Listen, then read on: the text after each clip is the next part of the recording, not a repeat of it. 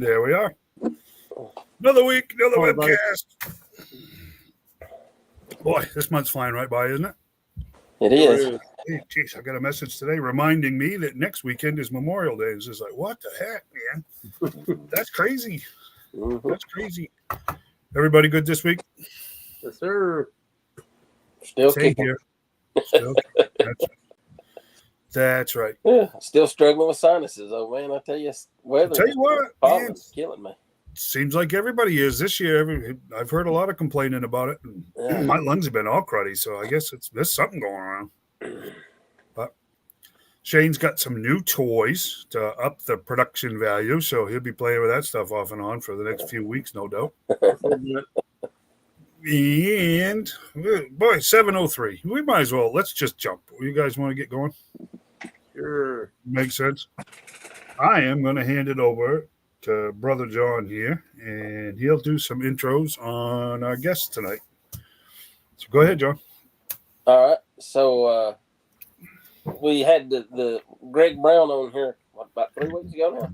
Mm-hmm. I think it's 3 weeks ago tonight. And for those that watched that podcast, y'all heard him talking about a friend we have in common. Actually, Rob's the one that introduced me and Greg, Rob Humphreys. And Rob does he does a lot of makes sandbags and dioramas and things for like watchtowers and things. He used to do a lot of the conventions, and it's been right at 10 years.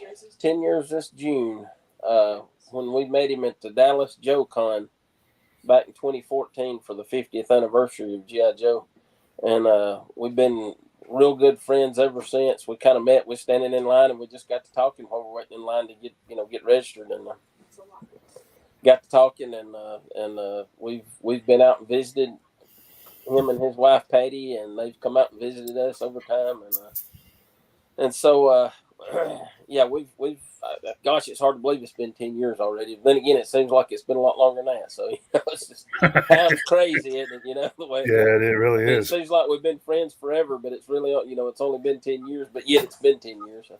But anyway, we'll go ahead and bring Rob in and let him let Dave get going with the questions there. I guess. There it is. How you guys doing? All right, good, Rob, and you? Yeah. Excellent, thank you. Now, this is where I fake Rob out, and I do something completely different than what I told him we were going to do. No, I'm not doing that. For those of you that don't know, we do 10 Hunt when we have guests, which is every guest gets the same first 9 questions. 10th question we make up on the fly as we go. So, how's that? Sounds good. Corey. Corey's on. Mrs. Maddox is on here. Not starting any trouble, I see, but it's early, right? I got the moose wing. It's early. So let's go. Let's do this. I don't know. Did you? Hi, Nancy. Yeah, see. Cool. Oh, jeez. No comment. So, Rob, how long you been in this business? How long you been making these diorama pieces, right? Yeah, goes back to probably late 1996, Wow. definitely 1997. But been a Joe collector for. I had a couple of the original Joes from the 70s and stuff when I was a kid. So Nice. Yeah. So Nice. Very nice. Did you get? Do you guys got pictures and stuff of what he's got going on? Yeah. Okay. Let's get a little deeper. all right. Do that. We'll do that first. We'll get a couple of questions down. Then if we go completely off the rails, it won't matter as much. Maybe we'll do a 10-3 or something tonight. What do you collect, Rob? So I collect G.I. Joe, some 12-inch, gotten really big time into 6-inch again. Mm-hmm. And then also collect Masters of the Universe, the Origins. John got me started on, well, I never collected Masters of the Universe in the 80s. When I went, I don't even remember them in the toy aisle. When I was going to the toy aisle in the 80s, I was hitting Star Wars or the 3 3/4 inch G.I. Joe. But then seeing John's Masters of the Universe collection. I remember being at Comic-Con when they announced they're doing the Origins, and I've been all in since then. So G.I. Joe, Masters of the Universe, always some Hot Wheels, Matchbox, some Space Lego, and let's see what else. I really like the McFarlane Superpowers line. So Cool. yeah, so Yeah, so you're like the rest of us. You spend entirely too much money in way too many different directions. So. exactly. Go down too many rabbit holes, right? So Yeah, exactly. Now, So I'm Robert, guessing. Yeah, go remind ahead.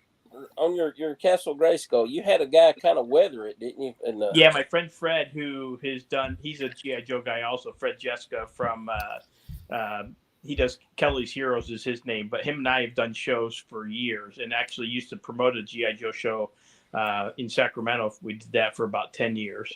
And anyway, Fred's always been a weatherer. And so my Castle Grayskull, when I got that, I said, hey, can you weather it for me? So sure enough, he did. He really enjoyed it. So he's always been into that fantasy type art. And so it was just really a top-notch job with it. So, So is that dry brushing? Is that what they call that? a lot of dry brushing and a lot of dry brushing, and then some things that were painted, and he'll use like different shoe polish and stuff for almost like a dry rub type thing for. Mm-hmm. But even though we're not talking barbecue, but Yeah. Oh, man. so, but yeah, so, Nice. yeah. Nice. Thank you. It actually looks very cool that way. It's less. It's not as shiny and green. Not as Yeah, shiny. less plastically, less like plastic, right? Yeah. I mean, that's very cool. Yeah. And I then like the way- I did take a picture of the backside, but Fred, the Castle Grayskull came with like the one ladder, but there's spots for two ladders. So Fred actually made a mold and actually made me another ladder, and you could put them put them up next to each other. You couldn't tell which one was the one that came with Castle Grayskull and which one was the one that he did. So Awesome. yeah. Very cool. I like the way the rock. I mean, the rock's accented more. You can. Yeah. Yeah, it really It pops looks out. more. Yeah, right. Exactly. Yeah. Very He cool. painted. Did he not paint the top here, the round part? I think he didn't paint that. All he did was kind of weather and bring out the shingles, in the depth of the shingles there. So Okay, I was thinking one of either over the window there or that top part wasn't painted originally. yeah, that one. I'm trying to remember. God, I'd have to take a look. I'd have to look at it, but it wasn't done yet. So yes, That's what I was just curious as to that. yeah. I see you collect Legos also, Star Wars Legos. Yeah, Lego Star Wars only, but I really have to keep myself disciplined on that. What I like is ever since they did the newer X-wing and the TIE bomber and the TIE fighter, all those new ships done like that, the fighter ships are all in scale with each other. Exactly. And that's what I have always liked, and that's why I did. You look at some of the old school Lego stuff from Star Wars, and it's like you could get. I mean, the original TIE fighter was massively big, and compared to some of the other ones. And so, what I've liked what they've done in the last 2 or 3 years is all those fighter ships are in scale with each other. Mm-hmm. And so I've kind of tried to stay in with that and stuff. So Very cool. yeah. Very cool. Yeah, this is actually going very good because I'm going through some different papers here, and I'm actually reverting back to an older set of questions because you're doing fantastic because you're not. Some guys get on here and they answer like the next 4 questions before we even get to answer them. So it's actually working great. So I'm not being rude. I'm sorting through these going, okay. Oh no, so you're what am I fine. So gonna I ask don't you want next? to talk too much neither. So No, So feel as much free. as you want, man. Yeah, feel free. No, that's why you're here, and it saves us from talking. So works out good. Yeah. People need to change up from us guys. We didn't have any trouble getting Greg to talk. yeah, no. Exactly. You probably had to get the hook and pull him off the stage there at the end. So. Actually, geez, we had him for almost an hour, so worked out good. Yeah, Greg's a great guy. I met him in in San Antonio, the GI Joe show in 1998 is where the first GI Joe show I met Greg at and stuff. So Nice. yeah, so Very, very good. He's a good guy. yeah, oh yeah. He's a good guy. All right, so we'll do the Joe 10 hut list. How's that?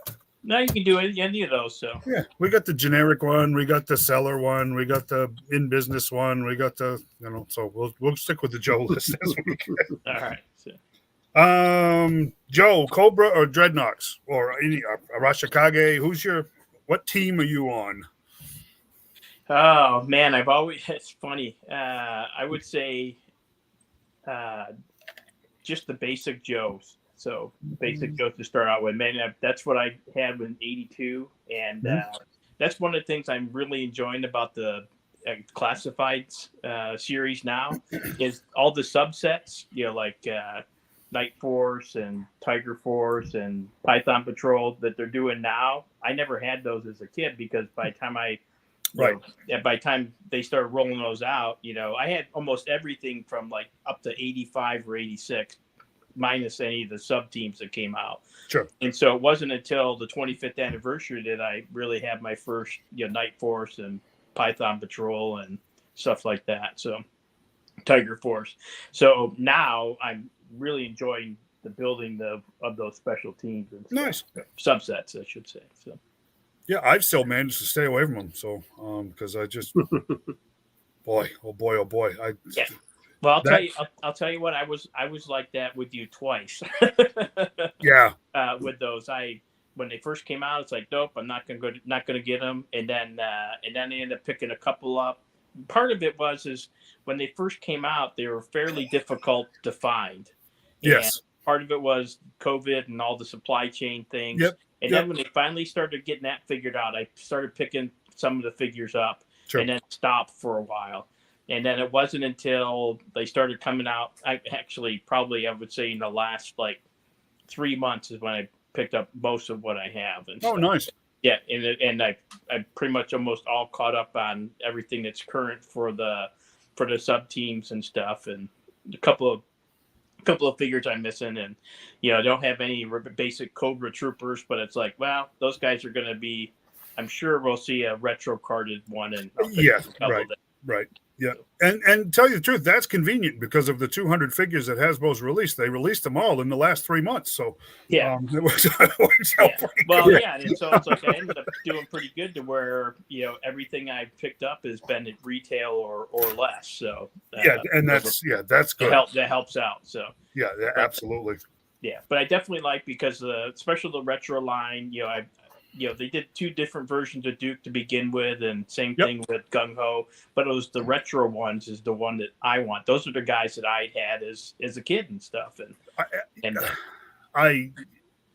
I think we've had this discussion before. I think my opinion is the retro carded is gonna way surpass the boxed classified as we know it. I think retro carded is going to be the next thing. I agree. Or any of the box figures that are similar to retro, So. Yes, right. I mean, exactly.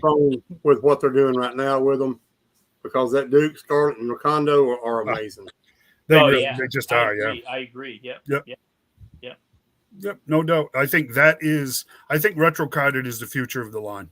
I think that's the way that's going to end up going. Number 3, favorite character. My favorite character, I'd always liked Tunnel Rat, and I mean, guess probably because I was a smaller guy, but I also, I'll tell you what really piqued my interest again in the 6-inch line is when they came out with Airborne. As a kid, when he came out in '83, I think. Loved his colors, and so when they came out with the classified versions, like, yep, I got to get that guy, and that's kind of what kicked me off again. So he's a retro carded figure in a box. Exactly. Yep. Exactly. He's a perfect example of that. And Tunnel Rat. Yeah. Actually, the second Tunnel Rat would be a good retro carded. Geez, low light is spot on Yeah. for a retro carded. I just got him. I haven't opened him yet, but I just picked him up. So. And believe it or not, I have not. I still don't have a low light. I'm really not exactly sure why. He kind of came and went so quickly that I was too busy being run over by other stuff, I think. Yeah. When low light, I didn't have a low light until, like I said, until I think I got him delivered this week. And part of it is when even like you couldn't find them at retail. No. Price. And I mean, even at retail price, even Amazon had them more expensive and stuff. Yeah. And then it's like, all right. And I kind of look at them and I'm like, all right, well, who come out in one of those sub teams anyway? And so I just kind of figured, well, I'll wait. And then all of a sudden, I had them in my watch list on Amazon and he popped up for $24. And it's like, all right, I'll take it. So. Yep. Absolutely. Number 4. What's your favorite figure? Of any era, what's your favorite figure? Oh, wow. Man, of any era, there's too many. So Yeah. I would say probably top 3 would be a 12-inch Adventure Team guy, which is one of the first figures I had. And even though I don't collect them, I had a lot of the vintage Star Wars figures, and I would say probably the Stormtrooper was one of my favorite figures there. And then as far as like modern figures, man, there's a lot. I really like Leech from the Masters Universe, so it's cool, kind of cool figure. Yeah. So yeah. Have you seen the Revelation Leech yet? I have, and I don't. Yeah, he looks good. So it does. Yeah. Really good. It's amazing to me the detail they have with the Masterverse figures and stuff. Mm-hmm. Yeah. I was kind of hoping they would do more of the new adventures of He-Man. I like that space theme from the new adventures of He-Man, and I mean we got Slushhead and He-Man and Skeletor. So hopefully we'll see some others down the road. So cool. Yeah, it's funny because a lot of people throw these terms around, but I mean, in a lot of ways, except for one important way, this is the golden age of toy collecting, right? But the with sculpts and even availability and scale and everything else, it's just so much better than it ever was before. Oh it's just missing one thing that would actually make it the golden age, and that's the bright and shiny, right? Because in the 80s when this stuff showed up, it was bright and it was shiny. Oh, yeah. You mentioned that Stormtrooper figure. We never saw anything. That Stormtrooper figure was huge because we'd never seen anything like a bright white villain figure. And it was important that it was a villain because it was bright white. And I remember when the Snowtrooper came out in 80. I mean, it seemed like every kid in the neighborhood was infatuated with that Snowtrooper figure because it was just so awesome. Yeah. That's the only thing that's missing from now. We don't have the bright and shiny anymore, but man, if we got the sculpts and the articulation and the weapons, it's just it's awesome. Yeah, the one line like Masters of the Universe, that's where you kind of get the bright and shiny still, and that's what. I can see that. And that's the one thing that just draws me to that line is the colors in that line because you play with G.I. Joe and had G.I. Joe as a kid and everything is you're dealing with a lot of olive drab and brown, and brown and black, and then you pull out Masters of the Universe and it's just these bright, brilliant colors and it's really kind of cool. So yeah. Now, if you're a Joe fan that grew up in the 90s, you got that bright shiny. Oh that's true. Yeah, exactly. Yeah, but we don't talk about those guys around here. Yeah.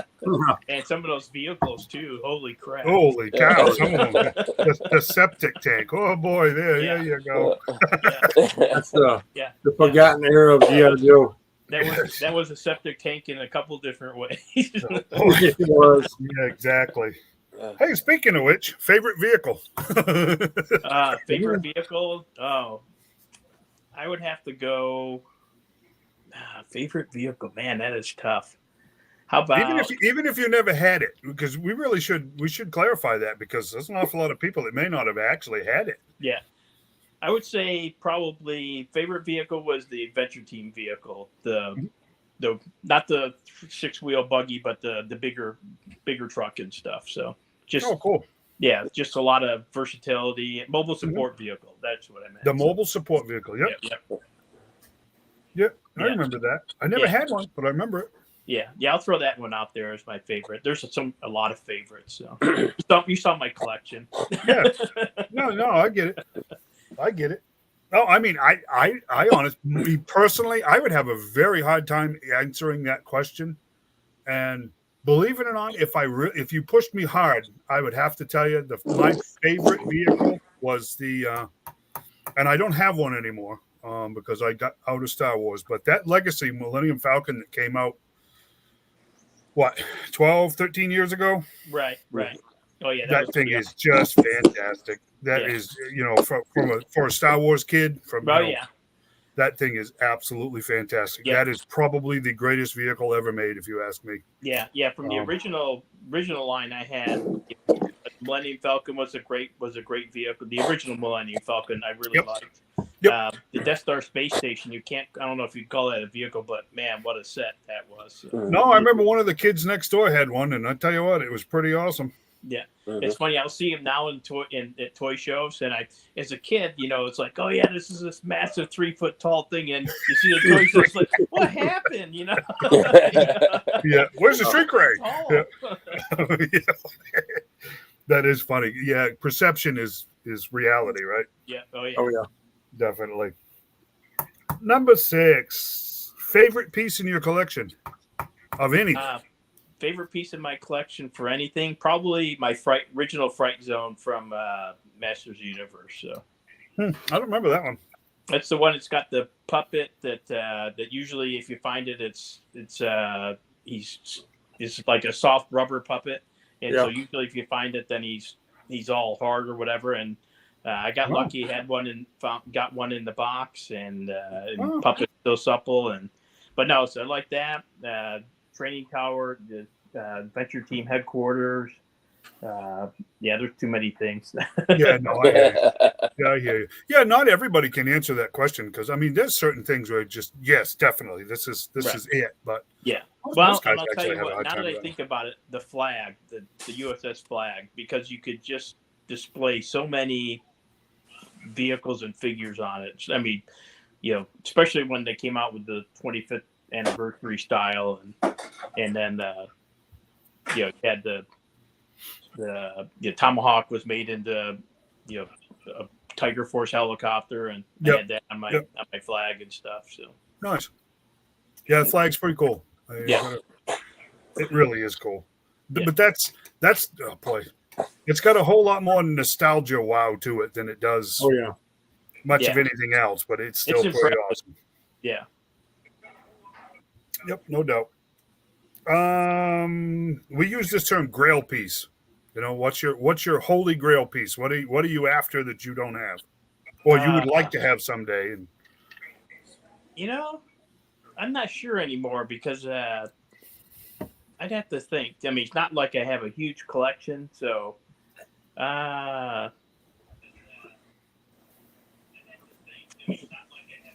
I couldn't really answer that one. I'm not really sure. So there's nothing out there that's like, oh, I gotta have it and stuff like that.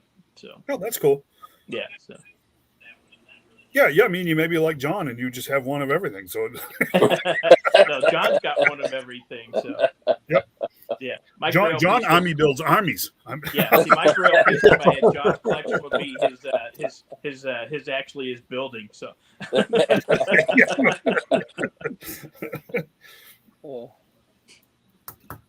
Okay, little more serious on this one.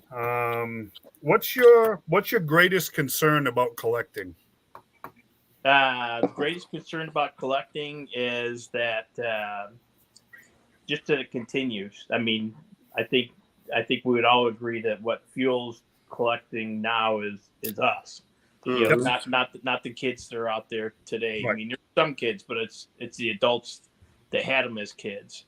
And so eventually, there's going to be a time when that kind of dries up a little bit and stuff. Mm-hmm. And so it's just kind of like anything. I used to get in, collect toy soldiers, and you go to toy soldier shows, and same thing. Those things, the attendance has gone down, and and that's the biggest thing is that, it can be an expensive hobby, and you got guys that are 70, 80 years old and Yeah. that are collecting them and stuff, and very few kids coming in there. You can tell that the heyday of that is kind of passing through a little bit. So Yeah, that seems to be the general consensus when that question comes up, and even when we have people on here that are sellers, some of the shop owners and like that, right. When asked that question, it's the next chapter, so to speak. Where is that customer base going to be? And well, let's face it, the way time passes when we hit a certain age in a relatively short period of time, Yeah. Oh yeah. I told the guys, and maybe I said it on the podcast, or maybe on the webcast last week. A guy asked a question about sending something away to get it graded, and a guy, he got a bunch of answers in one of the groups, and the guy came back and said, "You know what, buddy? I don't even know why you're asking. Do whatever makes you happy. Yep, exactly. Spend the money or don't." And I'm right on board with the guy. And then the last sentence of his comment was, because it really doesn't matter, because in 15 years, no one's going to care about any of this stuff. And it's just like, right in the heart. It's just like, because it hit hard, because I've heard it said before, but it was just kind of like, boy, if that ain't it in a nutshell, really. Yeah. Yeah, but I would agree with, like I said, like him, most of what he said, except for that point. Because, I mean, hey, we were 40 years ago, we were playing around with all this, and so it still matters to us. And, it does.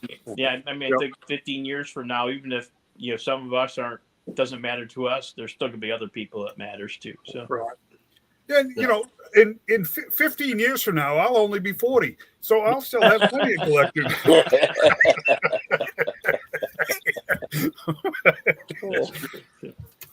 Yeah, whatever. Yeah. It's not storming outside today. Now I'm mad. Yeah. Now I'm mad. I got to go change my thing from sort of happy today to not happy at all. So. I've heard of stretching the truth, but that's just breaking it there. Oh no, that sucker stretched and snapped, and one piece went over here, and one piece went over there. No, I didn't stretch it. I wrecked it. Hey, Rob, who was the gentleman, the older gentleman that went to all the Joe cons, and every year he would wear all of his. He went to every one of the shows, and every year he'd wear all of his lanyards from the previous shows. What? I can't remember his name. You know the guy I'm talking about. He was a 12-inch collector. Yeah, right. I just wonder if how he's doing now. If he's still even because I know he was getting on up in the years there. Yeah, exactly. If he's still buying 12-inch stuff, he's probably one of Greg's favorite customers. Yeah. But he was definitely a 12-inch collector. Oh yeah. Legacy guy, because I mean he went to he made it. I think he said he made it to every one of the Joe conventions. The fun publication. Yeah, the first one. Oh, that's cool. First one was 97, and the last one was 2018. So. 2018, yeah. Yeah, so that's a solid 21-year run. So. Yeah. Yeah, for sure. Wow. Yeah. Wow. Yeah, it's funny. John was talking about how we met at the Dallas show. It's like I actually where John and I and Nancy were actually standing in line to go pick up our. I don't even think our exclusive, just our concept first, and then remember that, John, and then it gave you a chance to then we had to go downstairs to get in that long line for the exclusives. Yeah. But, so Nancy and John are in front of me, and all of a sudden Nancy turns around and it's like, and started talking. So it's kind of to me, and them. That's like I said, that's how we became friends and stuff. So Nice. Yeah. So. Big bag of barbecue sandwiches, did she? No, not then. But the one thing I remember is the next year we were in Springfield, right, John? That was the next GI show. And we went out to dinner, some seafood place. And I remember my sweet tea was like as clear as anything I've ever had. I mean, you couldn't get a glass of water that clear. Yeah, exactly. We were all just like, holy cow. I didn't have the heart to tell you, though, Rob, at that Dallas show, Nancy was talking to the guy behind you. You just started answering. So she... Yeah, all right. 10 years later, he tells me. Yeah. What a guy. That's funny. But But no, it's funny because in the next one in Springfield, that's where we met Rob, the other Rob, Minnesota Rob, and his wife, wife Missy, and they live in Minnesota. And we still stay in contact with them a pretty good bit too, you know. Yeah. And then we all met up the next year in Colorado. That's when it was in Colorado. We all met up there and went out to eat. And we went bowling, didn't we? Yeah. Nice. Bowling. Yeah. To me, that's what the con. That was my favorite part of the con, was getting together with people you don't see very often and making friends and new friends. And like I said, we'd get together and we wouldn't just go to the con. We'd go out to eat and do things together and all after. Oh yeah. Yeah, that was always fun. That was, like you said, just meeting up with the friends, and it can be kind of cliquish, and so it's just nice to have somebody to bounce things off of the whole show and stuff versus like just going through the show and then okay, I'm going to pick this up and not really chatting with very many people. Yeah. So. Yeah, we had another. I think Clinton came with you that year to the Springfield show, wasn't it? Yeah. Well, that's when we met Clinton too. And Clinton, yeah.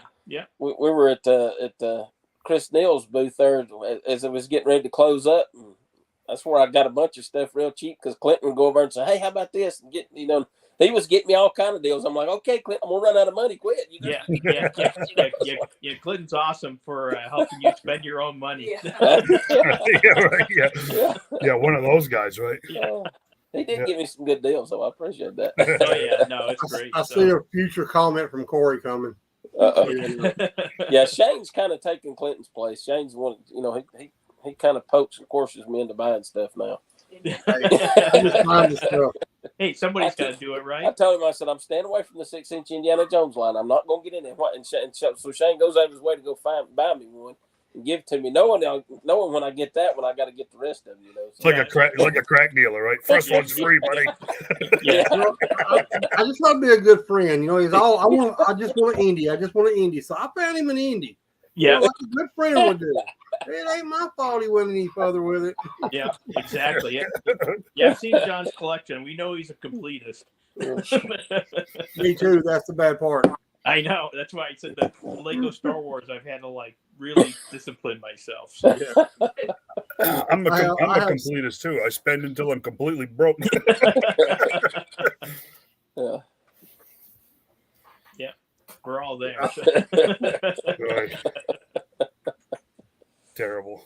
Well, it's like with a government. If you don't spend it all, you won't get that much next time, right? So you got. That is true. You got to make sure you spend it all. You spend all your budget.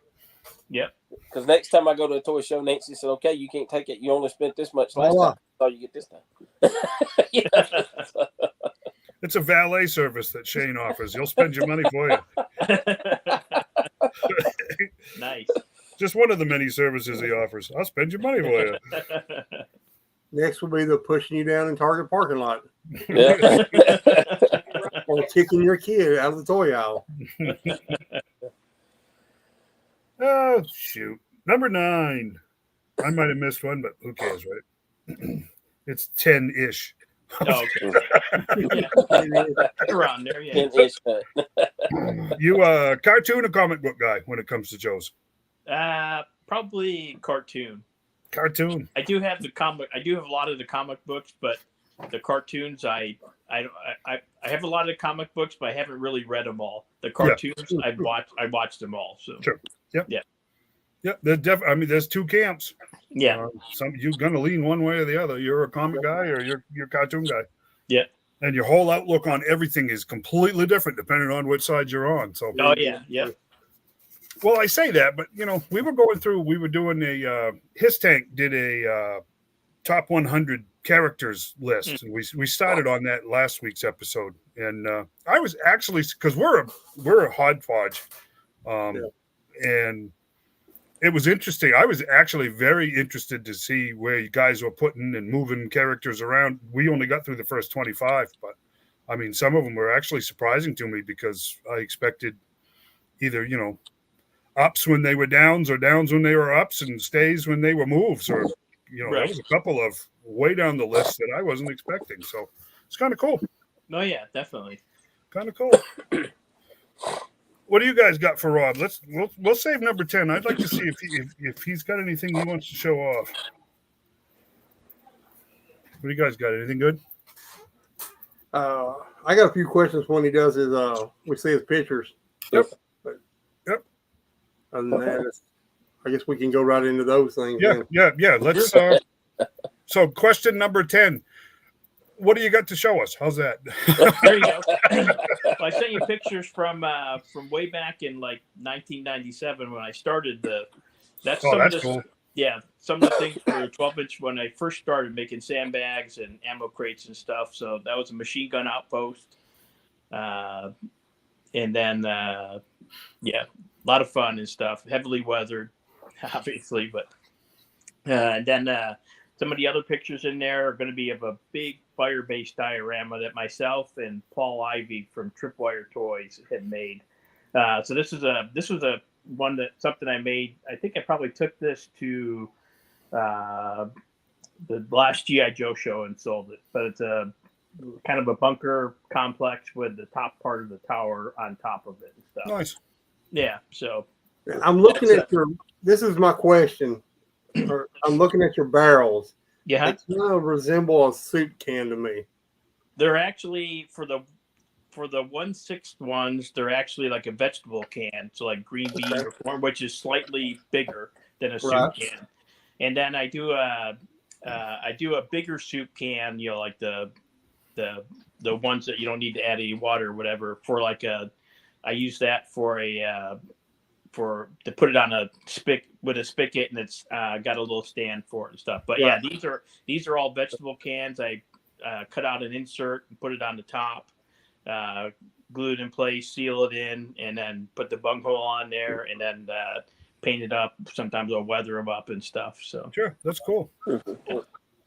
and I've started now doing some of these things for the 6-inch scale line, which I like better because it's just, or not better than the 12-inch, but it takes up less room. Sure. And it's just fun to work with and stuff. So Yeah, I'm just now getting into making dioramas and stuff.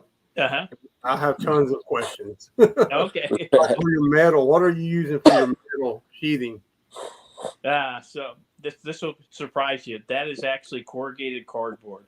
Corrugated cardboard. Oh, Yeah, and I'll paint it and weather it, and so people will come up and I'll be at shows and they'll like snap their finger on it, expecting to hear a ting, and it's like, Yeah. hey, and it's like, nope, it's just corrugated cardboard. So, Okay. Wow. yeah, so I'm sure you can get that at most of your hobby stores, right? the hobby stores or even like packing materials, some of your boxes sometimes come with that.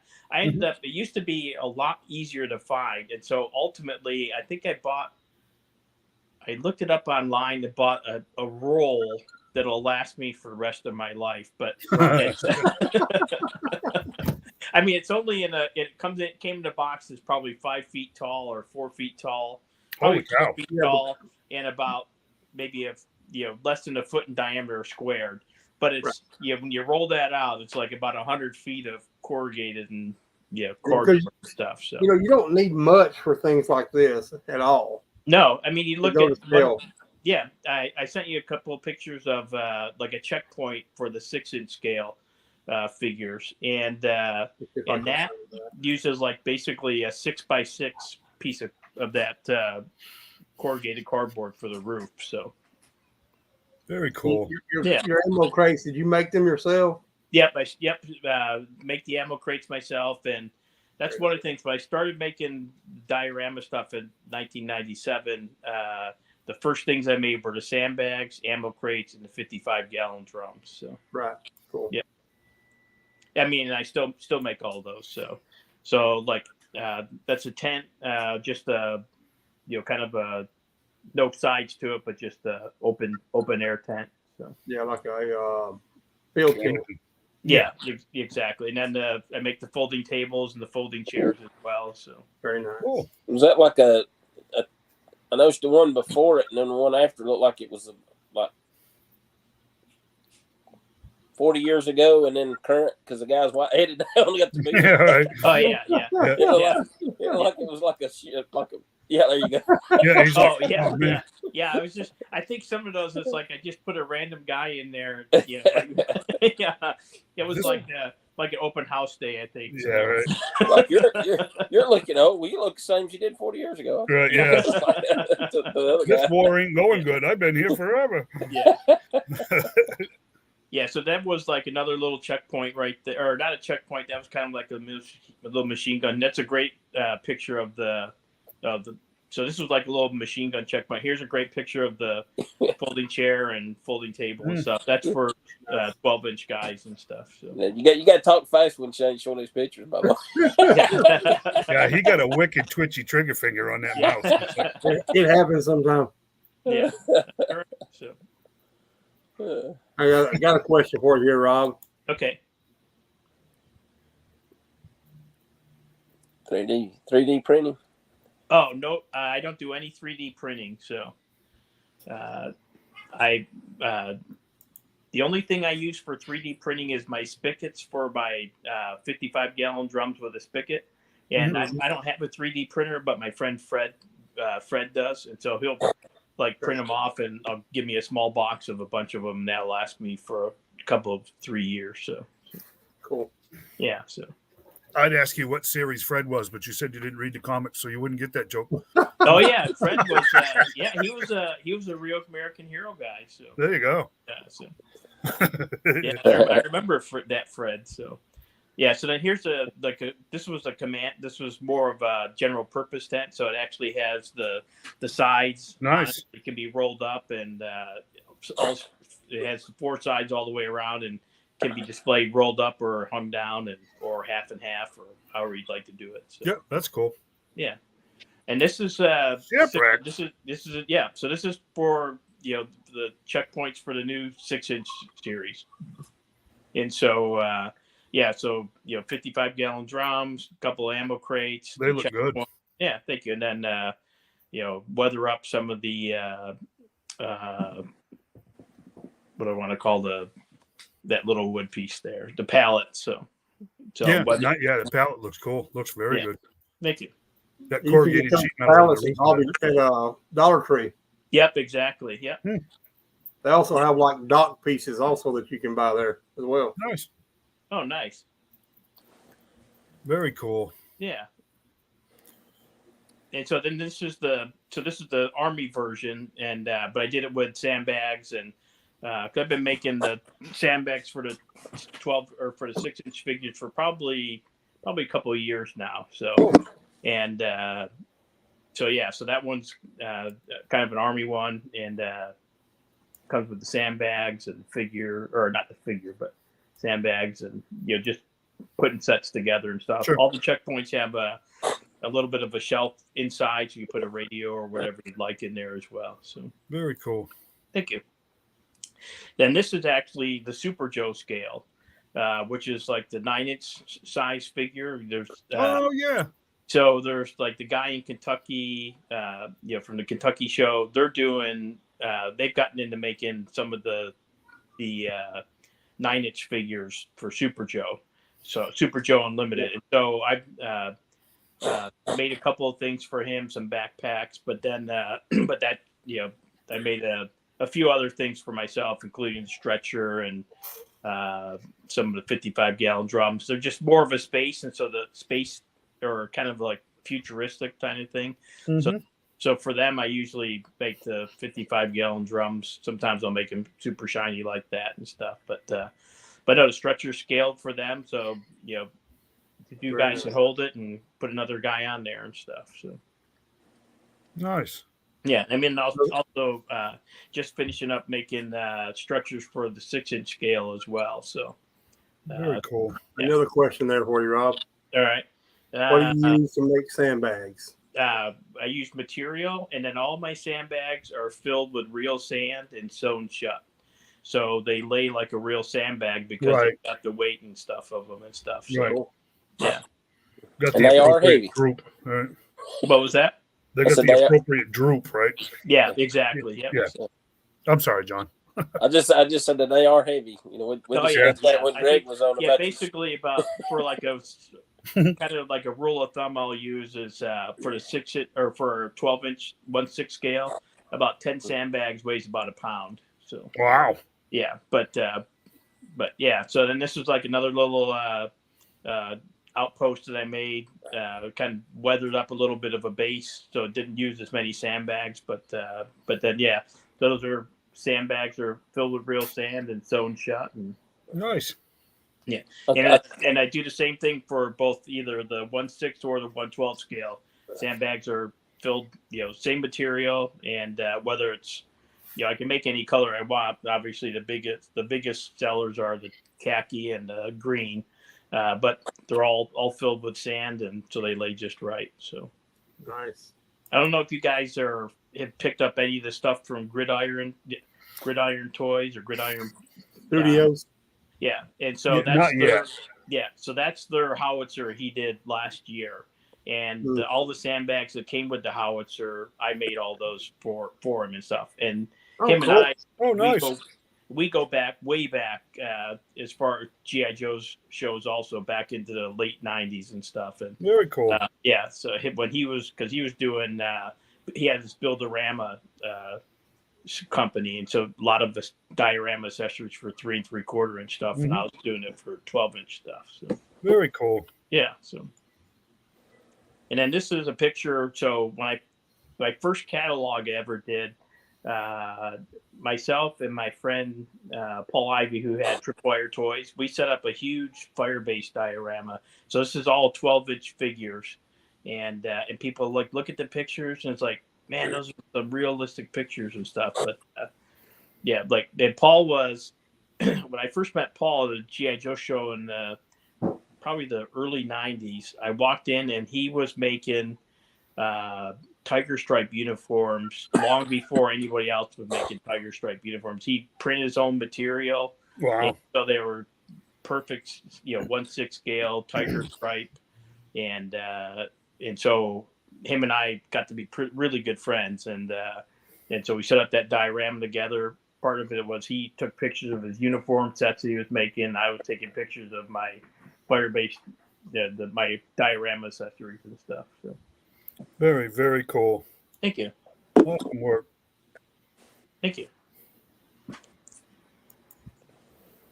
Yeah. Oh, that's a big set. Holy cow. Yeah. Very nice. Yeah, that tower is 3 feet tall. So, Yeah. Wow. yeah. So when I you talk about like GI Joe shows, and some have been like pretty awesome shows. The 1998 show in San Antonio, Paul and I rented the biggest Ford van we could rent and drove to San Antonio, and so it was filled to the brim.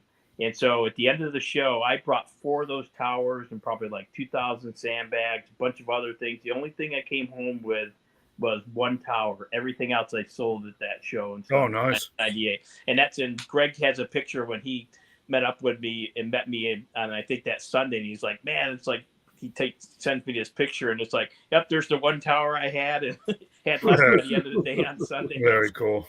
Yeah. So.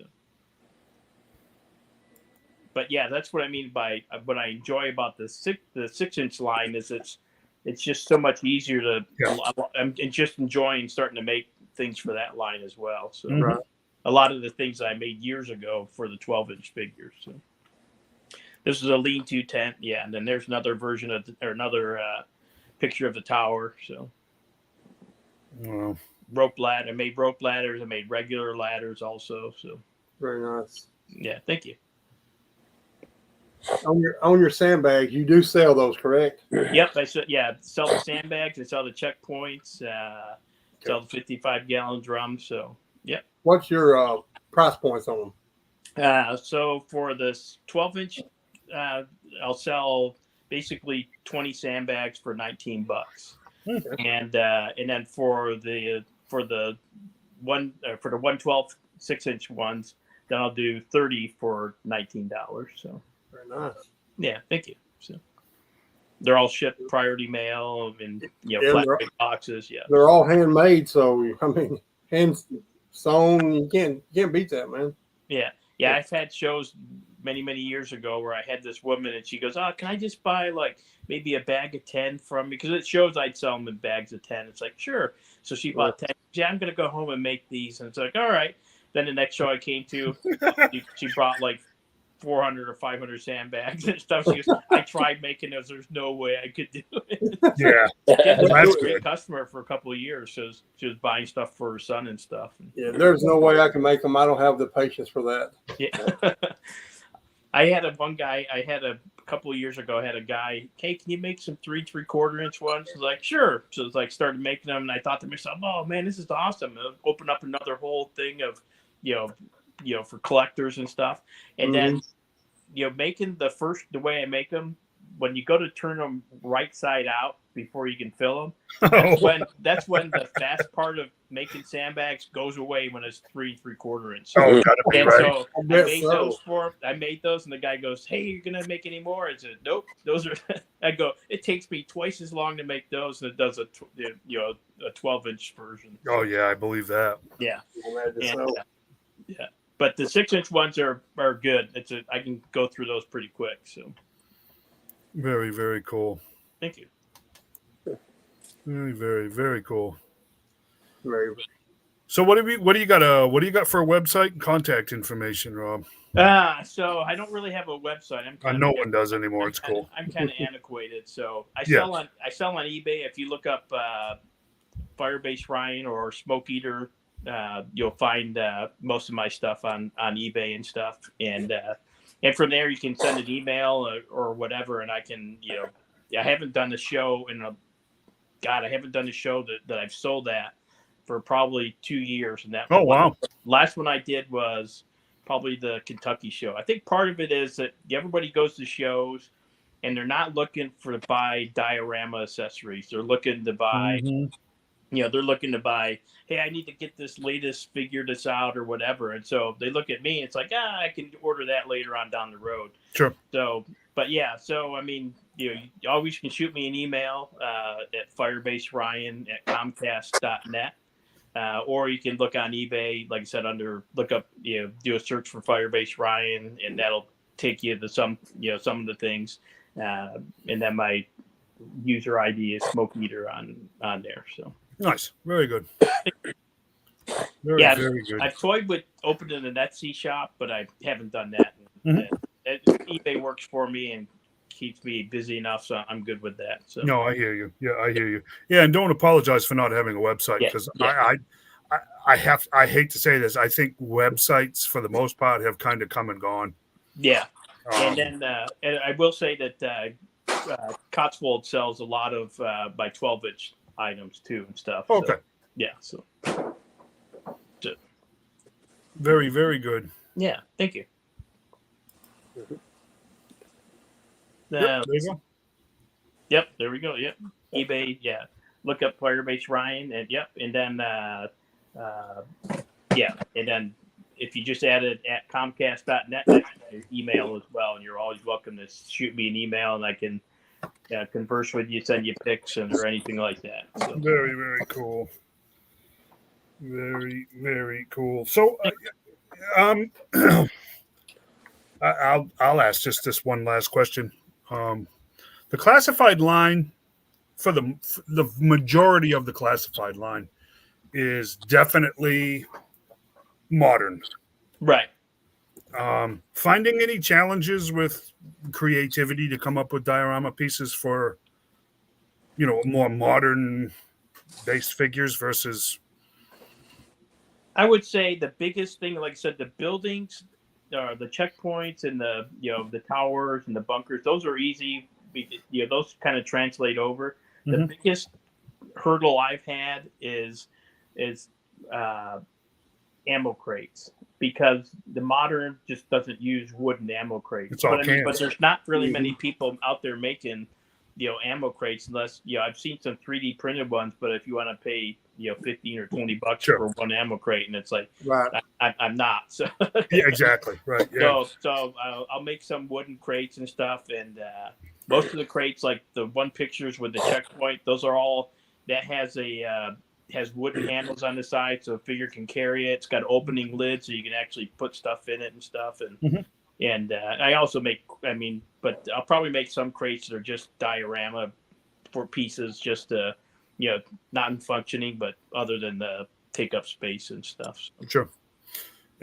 And thankfully, the classified line, that first set of 4, they were so heavily tied to that video game. Right. It was really sci-fi. Right. That would have been a real challenge to try to make anything to accompany them, because they weren't great. Right. I agree.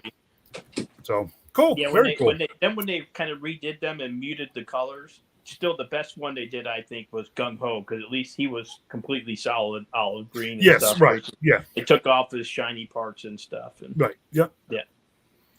That's my absolutely. So. Very cool. What do you think, gentlemen? I gotta say, this is the least amount I've ever heard John talk.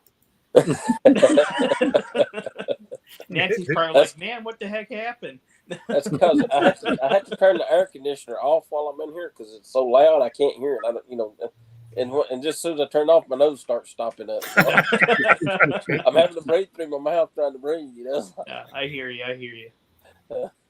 So, just briefly, I'm curious more than anything. You're on the West Coast. You're out Oregon way. Yep. A lot of shows out there. No, and so that's kind of part of the dilemma for me. It's like you guys. I mean, John, you guys can drive to Atlanta. You can drive to Joe Atlanta, Joe Fett. You can even drive to the Kentucky show. That's a longer drive and stuff. Sure. Out here, I'm in Oregon, probably about 70 miles south of Portland, and so there's no shows really. I mean, there's a couple of toy shows, but not once or twice a year up in Seattle area and stuff. And then otherwise, I'll go down to there's a San Jose toy show that they do 4 times a year down in San Jose, California. And so usually I'll fly down there and meet up with Clinton and stuff, and we'll try to hit that at least 2 out of the 4 shows a year. But I don't sell at them. Sure. And the only other, there's a G.I. Joe show that they've done in Vacaville with like Sacramento area. Yep. Like, I think this year was the 3rd year they've done it, 3rd or 4th year. And I've not made it to there yet, partly because it's this time of the year. And so there's times of the year when I'll go down there. And so I just don't go down there like every month, it just makes it hard if I just came back from up here, from down there and stuff. And so, And then you got the shows in LA, but I mean, for me, that's a long ways. It's I fly, but John knows. But there's one show I brought like a bunch of sandbags and loaded them in a carry-on, and the carry-on gave out. The wheels gave out on it. I think going through Denver Airport. So the beauty of doing the shows back east, like going to Atlanta or whatever with John, is I just ship all my sandbags to John and Nancy because there you go. That took out all the heavy stuff and made their mailman. That's right. Yeah, that's when our mailman went out on workman's comp. Yeah. Yeah. We ain't seen him since. I think he went in retired. Yeah, and then Ken would let me work in his shop if I had to.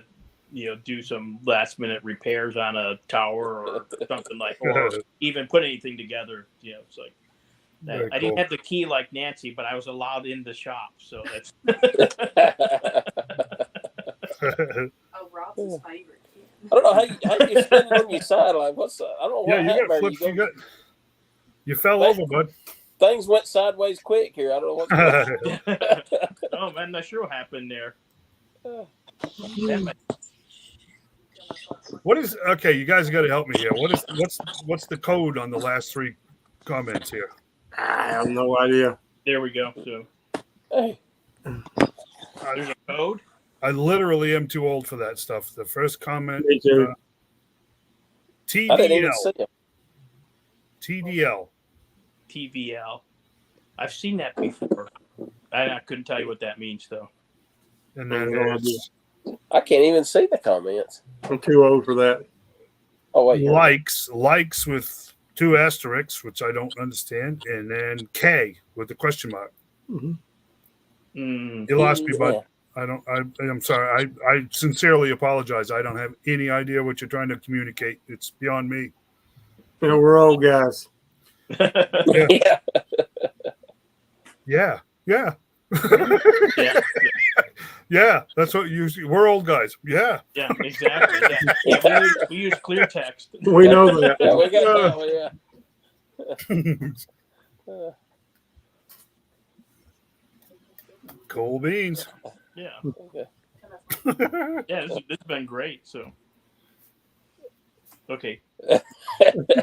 I understand that one. I got the last one, yeah, and the Yep. smiley face. I get Yep. those. I Yeah, understand those. exactly. So. All right. What was your Anyway. question? When's what?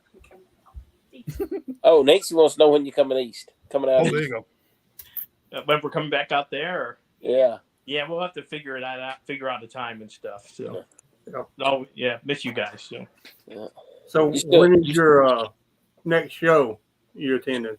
so probably the next show I'm going to attend is probably Comic-Con. So, down in San Diego. So, Okay. Oh yeah. Yeah, you're Yeah. one of those guys that actually gets tickets to that.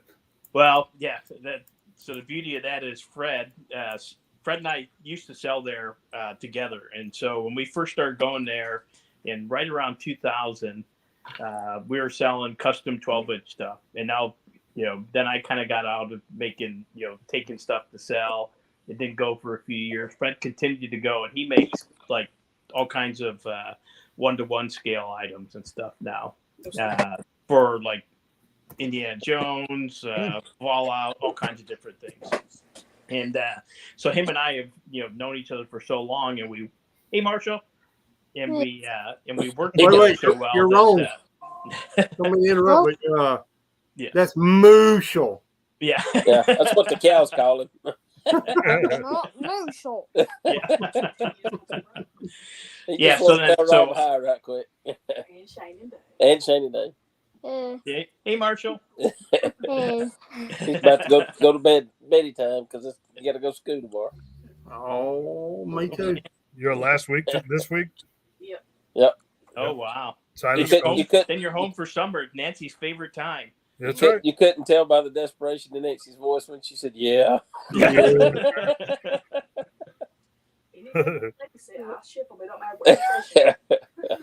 Look at that. Tell the guys. Yep, there's a kid. Look at Yeah. Yep. All right, buddy. Alright. Yeah. that. All right. Yeah, so Comic-Con's my next show. I had toyed with going to the San Jose show in June, but I probably won't do that and stuff. So. Yep. Yeah. So. Are you Nice. still planning on Dallas? What's that? No, we're not going to make it there. So this Oh, year. you're not? Okay. No. So. What about you guys? It's probably not. I don't know. We wanted to, but we got so many things going on. I don't know if we're going to get to or not. Yeah, that's kind of what it was with us, and a couple different things going on, and then Patty's doing a pilgrimage trip with church and stuff also, right during football season, right beginning of September, middle of September and stuff. So, so it's like that's why I always say it's like, man, there's so many shows, but can't hit them all. So. Where's she pilgrimaging to? The Waffle House? No, they're going to Fight Club. Medjugorje, so in Bosnia. So Oh, Oh, Bosnia. wow. yeah. That's I think not, it's that's one of not the- in California, is it? Nope. It's like but so it's kind of cool. At our church, our priests are part of the St. John Society and stuff, and so they're kind of originally based in Argentina. And so, but anyway, so they've done it before. One of the other priests that is up in Portland had taken and led the group, but this year, our Father Lucas, our priest, is leading the group. So then Patty is going, and another one of our friends she's traveling with her, and we have a few other friends that are going as well and stuff. So it's football season, so I'll stay home for football. So.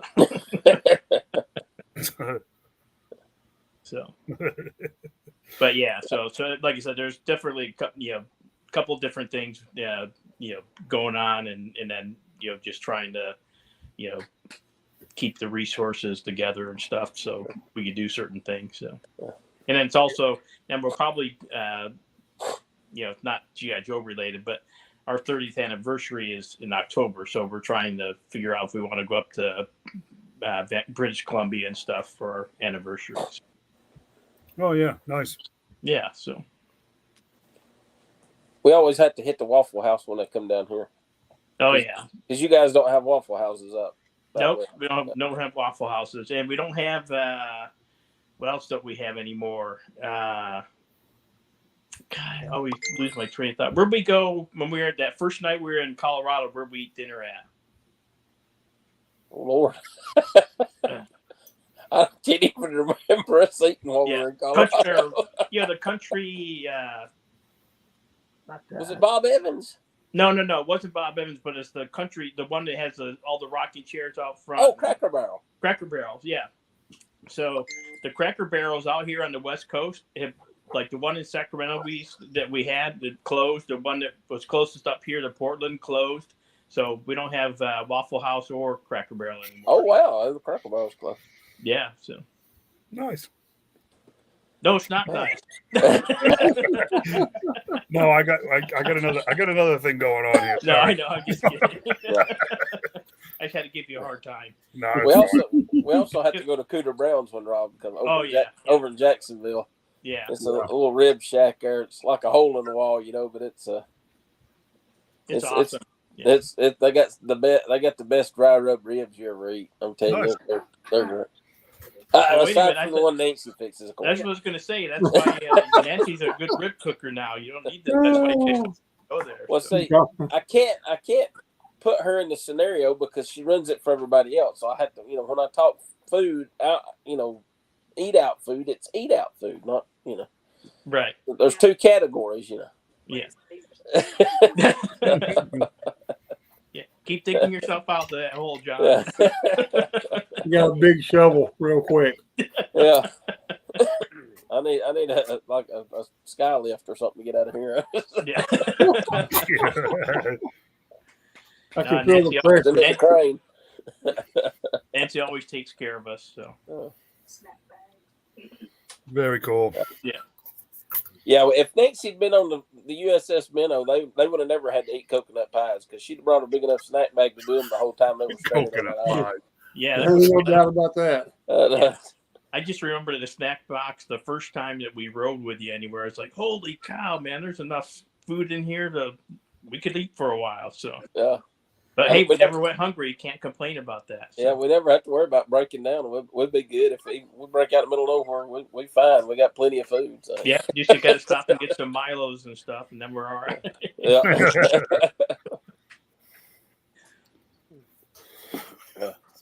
Speaking of which, tell Ryan I hadn't forgot about her white lily. Twice now I've bought her a bag of white lily and brought it home, and Jelly Bean keeps chewing a hole in the bag. Pickles did it that last. So I've lost 2 bags that I brought home, but I'm gonna get her caught up. Tell her I promise I'm gonna get her caught up. All right. Yeah, I think they finished up that other one there. They enjoy that white lily flower. So yeah, they don't get white lily out there. So they got married last September, right? Yeah. And we didn't make it out there, so we started in January. I was gonna send her a bag of white lily every month for the whole year. So, like the White Lily of the Month Club. So far, I've sent her 1 bag and she ain't got any more since. I'm gonna get caught up. I promise I'm gonna get caught up. Get caught up all at once. If it takes you 3 years, I'm sure they'll be a happy camper. Yeah. Tell her she'll end up with 12 bags of white lily before it's over with. It might just take a little bit longer than I thought. If I can keep the cat away from the bag when I'm gonna have to just start leaving it outside, I guess. You're just gonna have to go right to the post office as soon as you get it. But I can't. I don't know why they like that white lily, buddy. I mean, yeah, turn you it's back always for a good. second. Yeah. They must lace them bags with catnip or something. I don't know. Maybe that's why white lily's so good. Yeah, that's true. That's true. Cool. Oh boy. Well. Yeah. So. Great interview. Good time. Yeah, it was great. Thank you very much. Yeah, enjoyed it. Anytime. So. I will hopefully definitely we'll meet contact up you in the about show some there or something. sandbags. What was that, Shane? I said I will definitely be contacting you about some sandbags. No, cool. Awesome. Thank you. Unless I can find the box John's got at his house. Yeah. Yeah, there might be another box hid out there somewhere. I told him like 3 months after that last show, I was digging through and I picked up a box and nearly pulled a mouse from my back. And I thought, what is this? And it was a bag of sandbags. Yeah, I think we sold. I think I ended up selling those at the last Louisville show and stuff. I So. think so, yeah. Yeah. Because I brought them up there to you. Yeah, Ironically, John was telling me about your sandbags about 2 months ago. Yeah. About them and about the story about you shipping them to him and his mailman having to quit because he. Yeah. Yeah, it was pretty cool. They're heavy. I think when I put them in a large flat rate box, and holy cow, it was probably easily a 40-pound box. I think. Yeah. And I think shortly after that they quit doing the flat rate boxes, didn't they? Oh no, they they still still do do them. it. But Did they still do them? Yeah. But I think if your postal guy saw one for me, send you a notice. Hey, you need to go pick this up at the post office.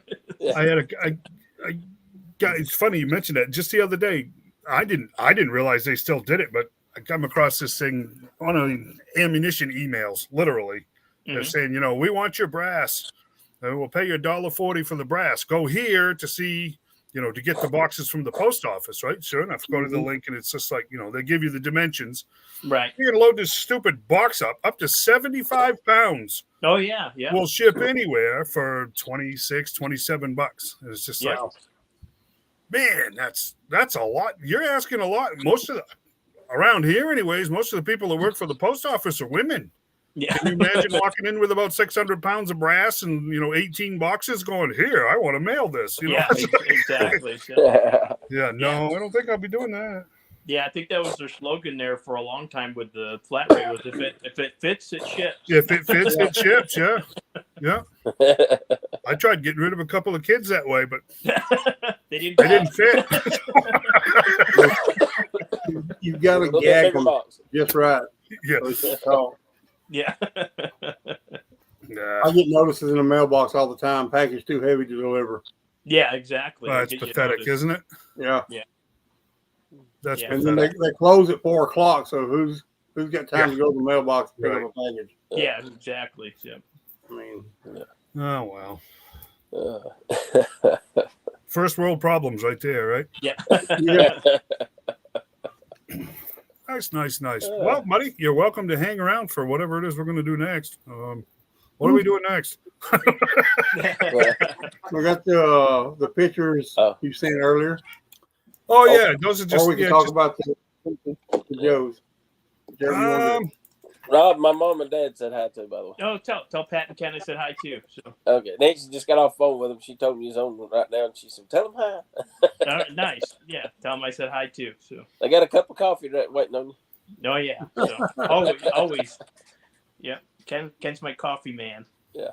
We don't drink coffee, so they come down here. Where's the coffee at? Well, we don't have no coffee pot, so we see him at mom and dad's. Rob's still with him. Yeah.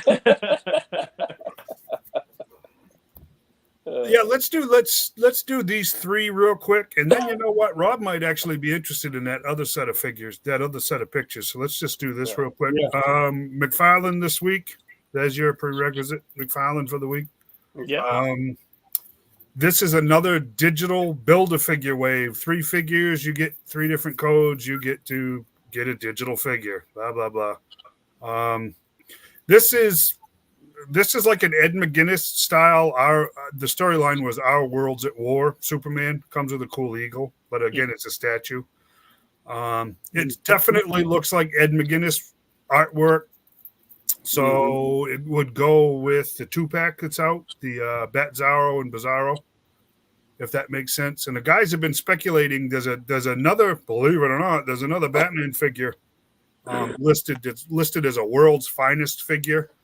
And there's been all kinds of speculation, but my guess is that Batman that's coming out will go with this Superman in this Ed McGuinness style artwork. So this one goes up. These go up for pre-order on the 23rd, which is just a couple of days from now.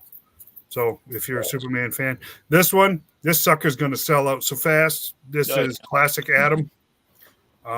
This will be the get figure in this 3-pack, in this 3-wave. So be be ready with the clicker on the 23rd because this sucker's going to disappear. Classic Adam. The only other Adam that we have gotten is this one, which was not great. More of a modern New 52 Adam. Mm-hmm. I mean, it's not terrible, but this came in that Flash set, the Page Punchers. So to get a classic Adam, that one's going to sell out really, really fast. Go ahead and pull them back up, Shane. I'm sorry. I didn't mean to switch gears on you that quickly, but. Are you good? And Longbow Hunters, Green Arrow. The Longbow Hunters, holy cow, I can't believe that story is as old as it is now.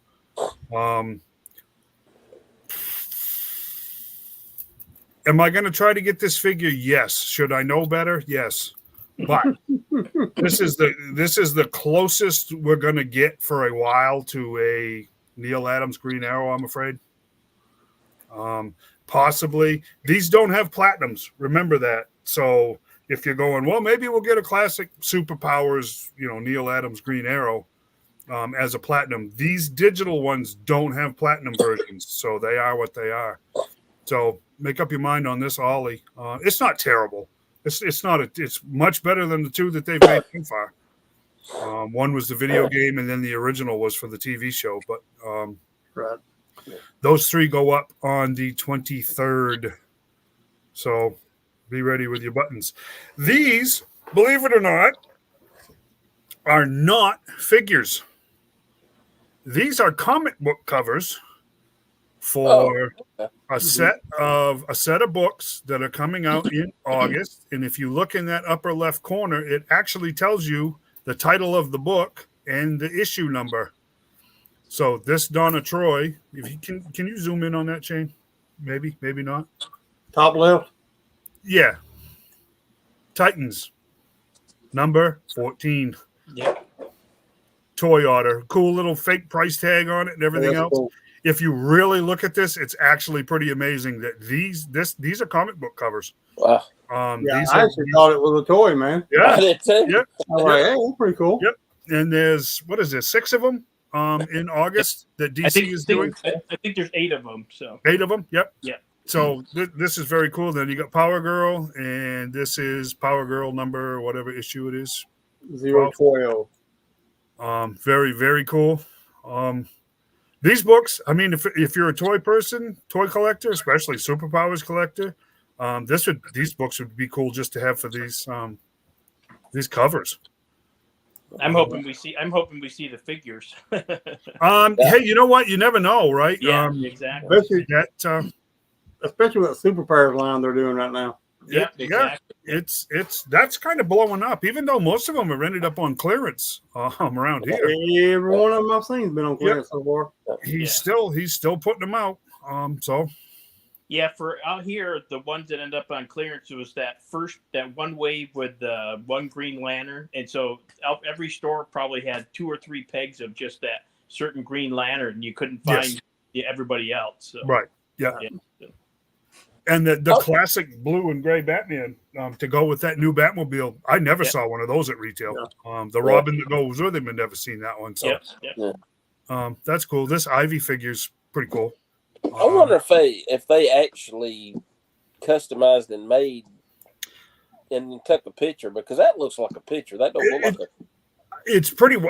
I don't know, John. Honestly, I didn't get to. I saw them. These came from Bleeding Cool. I should give them credit. These pictures came from Bleeding Cool. It very much so looks like custom figures in a bubble on a card. Yeah, I know Marvel when Marvel got the Star Wars comic book line back about 3 or 4 years ago, probably 4 or 5 years ago. Yeah, they started doing all the variant covers. They did an action figure variant covers. Yeah. And so they did covers that looked just like like it was the original 3 3/4 inch figure and stuff for Star Wars on all the different covers and stuff. So talk about Neil Adams, man! Wouldn't I love to have this figure? Oh yeah. If you were a Bat fan in the 70s. This was I can't remember, but this was the introduction of Ra's al Ghul, Talia al Ghul, League of Assassins. This is awesome. This would be an awesome figure to have. But like I said, I'm not sure, guys, if these are computer generated or if these are actual custom figures that have been carded and I'm gonna photographed. tell you, if they're not, that's great artwork because It's amazing, Yeah. isn't it? It's Yeah. really I mean, amazing. it looks like a figure inside that bubble. Oh, Yep. totally. Yeah. Yeah. See, it's like you got the shading. See behind his hand, it looks like Exactly. shaded. Yep. Exactly. Yeah, it's got It's- the I tell you Yeah, though, the the way shadow these and guys stuff. are with computers now, it's so hard to Oh, tell. Oh yeah. yeah. That's true. It could be AI generated. It could be. Well, there is an artist that's attached to these. I can't remember the name. But that doesn't mean he's not there's AI artists. That's turned into a big deal now all of a sudden. hmm Packaging this is by Jason Gear and Alex Savick. So would that Yeah, I be your think- artist there? I think Jason was the original artist for all that artwork. Yeah, it says packaged by. Yeah, I don't have those details. I just thought these were kind of cool. Yeah, they are. They're pretty. Standards. I can tell you this much: if you tried to buy them, they would cost you a small fortune. So Yeah. Yeah, that says 4 of 8 variant cover 4 of 8. So 4 of 8, yep. Yeah. Classic Nightwing, which is interesting because we did get a Nightwing from that line, but he's modern. Yeah. Yeah. Pretty cool. Very cool. And the Green Lantern. Yep, John Stewart. Yeah. Which we got, which Yeah. no one bought. That's the one. That's the one that. Yeah, everybody bought one, but Yeah, right. Yep. Kid Flash. And I'm not sure if that was it or not. I think that was it, wasn't it? Oh no, Kid Kid Flash. Flash. that's Yep. right. Yeah. So. Wally. I think there was a Wonder Girl too, or something, wasn't there? There is a Wonder Girl, yes. Yeah. Yeah, Donna Troy, yes. Yep. Yeah, Okay, that's right. we got that one. Yeah. Yep. There was 1, 2, 3, 4, 5, 6, 7, 8, 9. Yep, there you go. Yeah. There was 9 of them then. There was Yep. 9 there. Oh, okay. So, That's 8 of them. Oh, we missed. Yeah, so Donna Troy. Yeah, she's Was Titans, right? Yeah, Titans number 14. Yeah, I thought that was cool. I kind of fascinating looking at them because the work, whatever it is, the work is fantastic. If those are computer generated, it's awesome. If those are actually custom figures, they're awesome too. And like you said, the price tag on it, where it's over another price tag, like it's trying to sell, that's Yeah, which falls very right creative. into the world of toy collecting right now. Yep, very, Yeah, very that's creative. original price, and they got the clearance price over it because that's about what they are clearance at Walmart right now. For Yeah, Exactly. yep, $4 or whatever they are. Yeah, I just thought those were cool. Yeah, those are really cool. I actually thought they were really toys, man. Yeah, Like, oh, well, that's gonna be the next Super Pairs line. yeah, that's what I thought too when I first saw them. I was like, wow, I pretty did cool. too. Pretty cool. that's pretty neat. I if you can get them, I don't know what the cover count is. Cover count is how many of these are printed. What the ratio is between regular newsstand covers versus these variants. I have no idea what the ratio is. My guess is these will probably be relatively hard to come by and they're going to cost you more. But it's something to think about, right? I mean, Oh, yeah. they look cool. They look cool in the picture frames that you can get at like Second and Childs or something. They look cool on the wall. Oh yeah, So even if you don't read the books, just an idea. very cool. Cool beans. That's all I had for this week. Other than whatever you guys had going on, and Mr. Rob, and I didn't know if you guys wanted to try to get out another few of our top 100 list, or you want to hold off? What do you want to do? Yeah, we can get on them. We only managed to get through 25 last week, so Mhm. what do you think? We do the same thing? Up, down, hold? Yep. You want to explain to Rob that so he can play Yep. the game?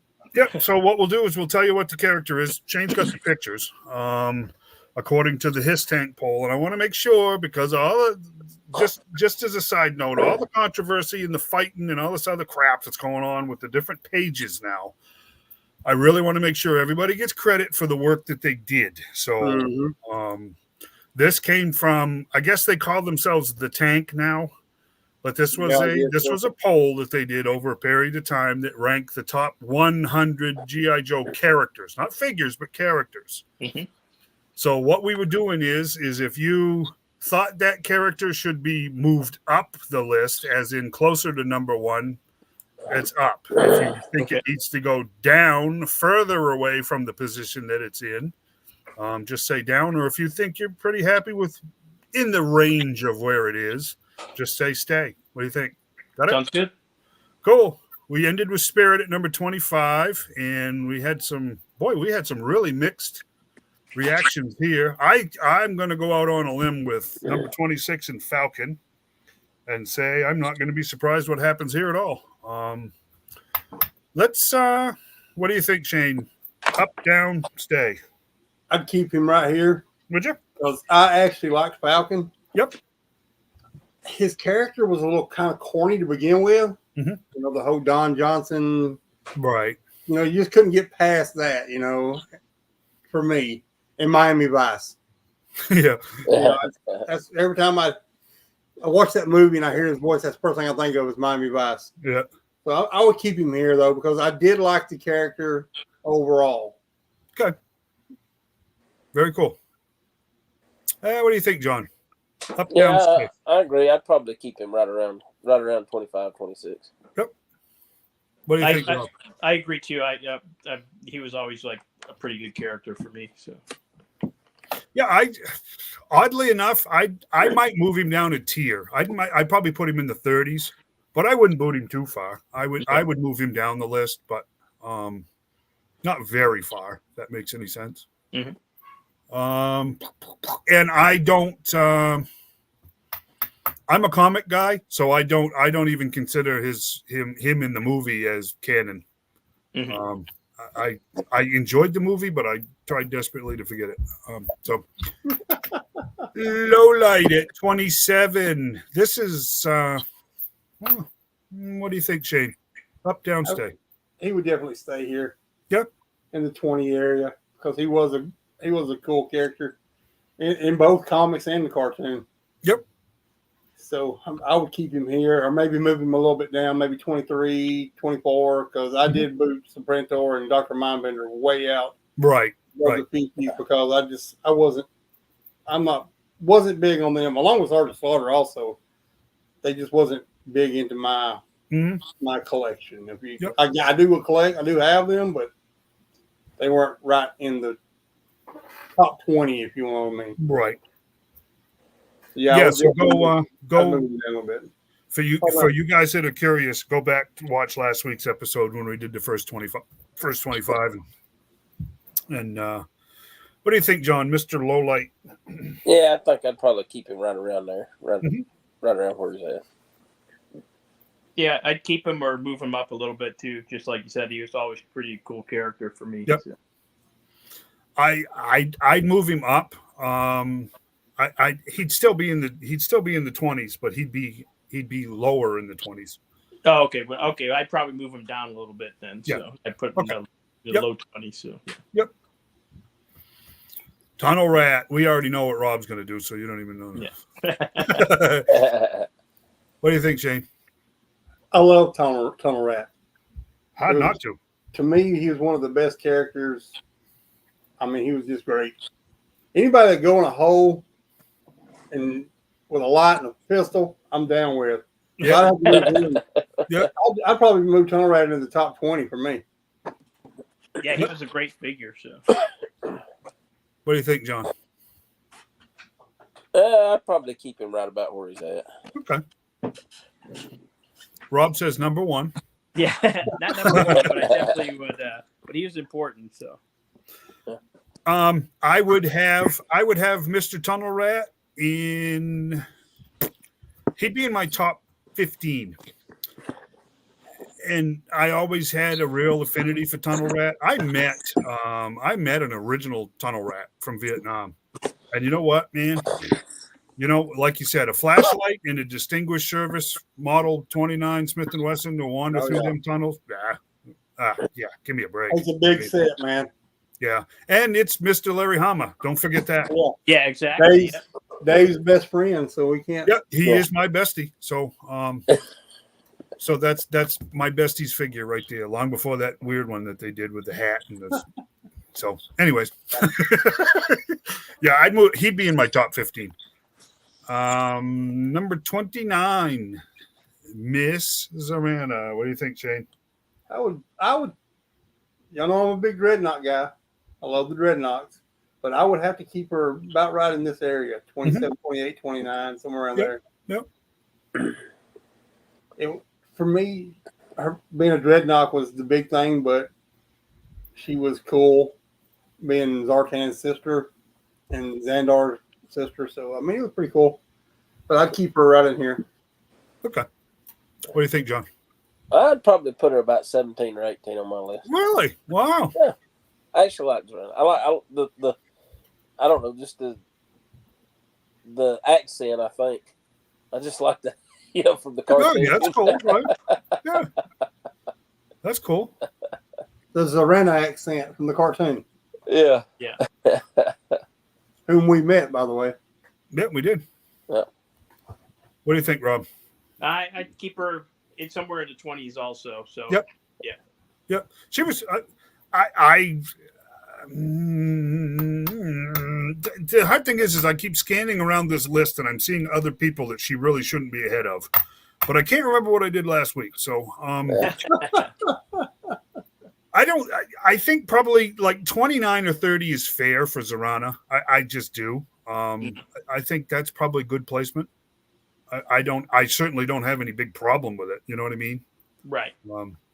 It's not a mind bender for me where it's just like, are you kidding me? It's not, Right.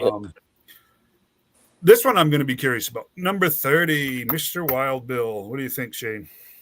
Wild Bill would be in my top 20. Mm-hmm. He would be one of my top 20. Just overall cool character, comic books and cartoons. Once again, he is one of those, isn't he? I mean, he was great in both. So I would definitely have to move him in my top 20. Yep. What do you think, John? Yeah, he'd be in my top 20. Mm-hmm. He'd probably be right around Zorana, right around 17, 18 in there. Mm-hmm. I think. What do you think, Rob? I agree. Same thing. It's like, especially as the huge Vietnam War buff and stuff, and yes, he flew the helicopter there. Super Cobra. Yeah. So definitely. So. Me, Wild Bill is in my top 15. Because, like Shane said, he was a major player and still is in the Hammer continuity comic and in the cartoon. He and Airborne are just like, steak and eggs, right? I mean, it's just a great pairing. You got not being derogative in any way, but I don't think it was an accident that they put a cowboy and an Indian together. Right. And yeah, it's true. I think that was very deliberate. I think that was not political, but inclusive in all the good ways. Right. Right. Inclusive as in the U.S. military inclusive. Right. So, yeah, Mr. Wild Bill would be in my top 15 easily. Number 31, Outback. Young or old version makes no difference, right? What do you think, Shane? I would move him way up. It'd probably be in the 40s for me. Just never was a big Outback guy. Okay. What do you I think, don't know many guys that go out into the woods and survive in a white T-shirt. He never said it stayed white. Hey, the key is keeping it nice and white when he That's comes right. up. If he can do that, he's definitely a survivalist. That's right. That's right. What do you think, John? I don't know. Probably right around 30, 31 where he's at. I'd say. Yeah, I'd say probably 25 to 30. He was for me, he was a pretty cool figure. So yes, yeah. The white shirt bugged me until I really, really, really paid attention to the file card and understood that he was an instructor. Right. So I can kind of see him keeping his hands clean, so to speak, while he's instructing. Right. But cool figure. So, but believe it, I keep him right. I keep him right here. He'd be 30, 31 right there. Nice. Somewhere.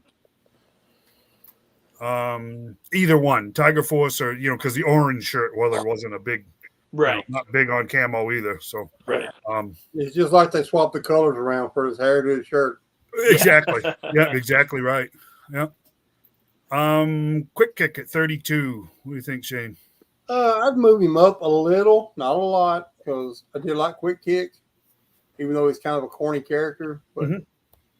he was. I still can't get past being out in the Antarctica with no shirt and shoes on. I know. That's terrifying. It's in the cartoons, Yeah. But yeah, I would probably move him around 38 or 39. But he was an overall good character, comic, relief. Yeah, he was made for the cartoon, that's for sure. Exactly. Yeah. What do you think, John? Yeah, I'd probably keep him right around 32. Nice. What do you think, Rob? I'd probably put him right around 40 or so. I mean, cool figure, but never one of my favorites. So. Right. Yeah. Yep. I think that's kind of the consensus. Believe it or not, Quick Kick drove me nuts for a number of reasons. Not that I wanted to see him die in a ditch or anything, but I put him around 50, believe it or not. I'm seeing way too many characters around him that I really, really appreciate a lot more than him. Right. If that makes any sense. So. Oh, yeah. Number 33. And why do we, 34 should be Mutt, but anyways, we got a typo there. But they got a tie there for him. Yeah, well, we're a T for tie, right? Yeah. That makes sense. Hey, thanks for that clarity. I wasn't paying a look of attention. That makes perfect sense. Mr. Clutch at 33. I would definitely move him into my top 25. Okay. OG guy, OG 13 guy. Yep. You got to love him, man. Yep. Definitely go in my top 25. What do you think, John? He'd be number 4 on mine. Nice. I always like Clutch. Nice. Yeah. What do you think, Rob? I agree with Shane. He's one of the original 13. Had the vamp driver, so for me, he's easily in my top 20. So. Yep. Top 10 for me. Because my first real American hero Joe was Clutch and the Vamp. Yeah. So I always liked Clutch being raised around equipment and trucks and being car people and motorcycles and everything else. There was, kind of my attachment to rock and roll. Just you can't not like those two guys. Exactly. So they're top 10ers for me. Yeah. Tied with Mutt and Junkyard at 33. What do you guys think? What do you think, Shane? He would stay right in this area. Okay. Great, pretty awesome character. Mm-hmm. And you gotta love his dog. Everybody loves a good old Rottweiler. Yeah, he'd definitely stay right here for me. What do you think, John? I think he'd probably go up on the next row, around 25, 26, somewhere in there. Okay. What do you think, Rob? I'd probably keep him right about where he is also. So. Cool figure, but I mean, there's just so many. So right. I would, I always liked the figure, and I have to tell you, Junkyard was such a moron of a dog in the comic that it was, he'd be higher if it wasn't for that, honestly. Yeah. But he's a character that had both of them. They had so much potential, but I just don't think either the comic or the cartoon hit it. I don't think they were used to their potential. Yeah. I really don't. So I'd say stay on this one. Yeah. 35, Doc, the original Doc. Top 20. Top 20? Easy. Oh, yeah. Same here, top 20. Yeah. 20? He'd be in my top 20. I always liked Doc. Yeah, same here. Nothing not to like about Doc. Yeah. Absolutely nothing to like about Doc. Never forget in the comic getting an Uzi stuck in his face because he just wanted to check for frostbite. Yeah. You can never, ever accuse Snake Eyes of being a team player. That's for sure. Yeah. That was a harsh thing. Oh, well. This one, I don't know why, but I suspect might be interesting. Number 36, Dusty. What do you think, Shane? I would definitely move him in my top 25. Okay. I mean, good old Southern boy accent. Mm-hmm. Gotta love him, man. Yep. Him and Footloose together was like iconic for me, really. Yeah, So they're pretty they prominent in the played- cartoon. Played off of each other in the cartoon so well, you know. Yeah, yep. Yeah, I'd Yeah. definitely put him in my top 25. Yes, same here. I think he was the first desert guy, really. I think. Oh, yeah. Right. Yeah. So. Yep.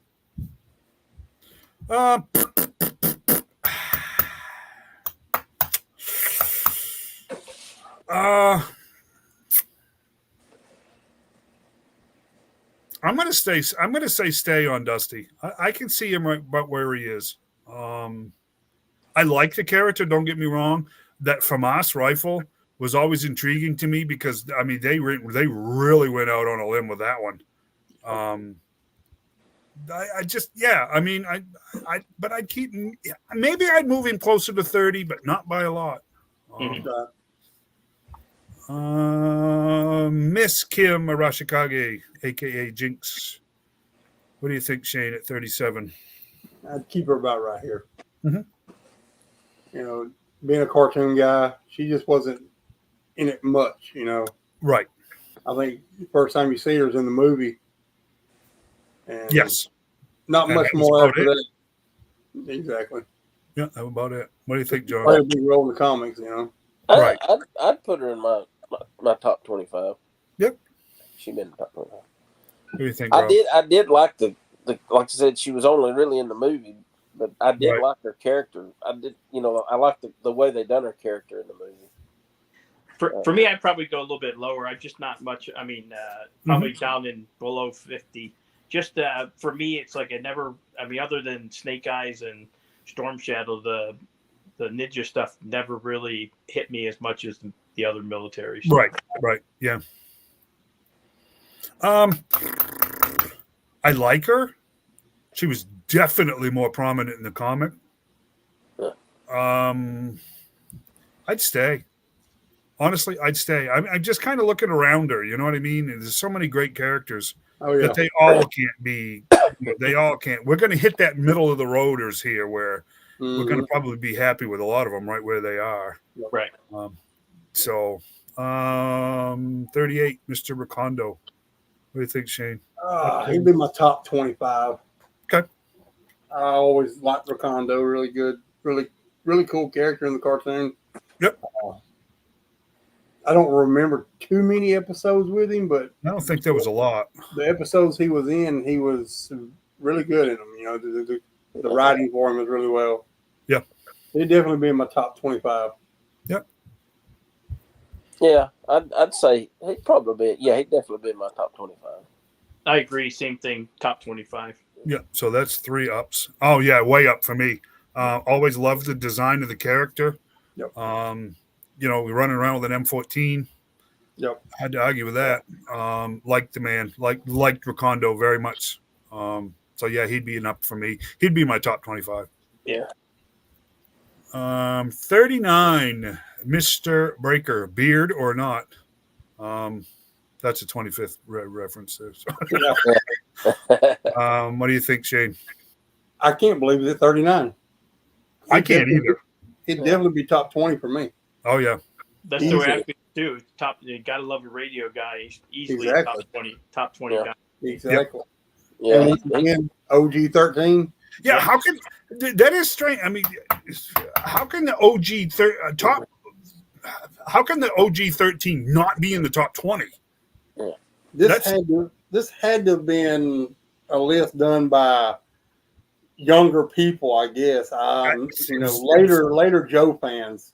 It was all voted, Well, so I mean, I'm like you. I think probably more of them were influenced by the cartoon because the original Exactly. 13 were not in the cartoon very long at all. Yeah, but Breaker definitely was.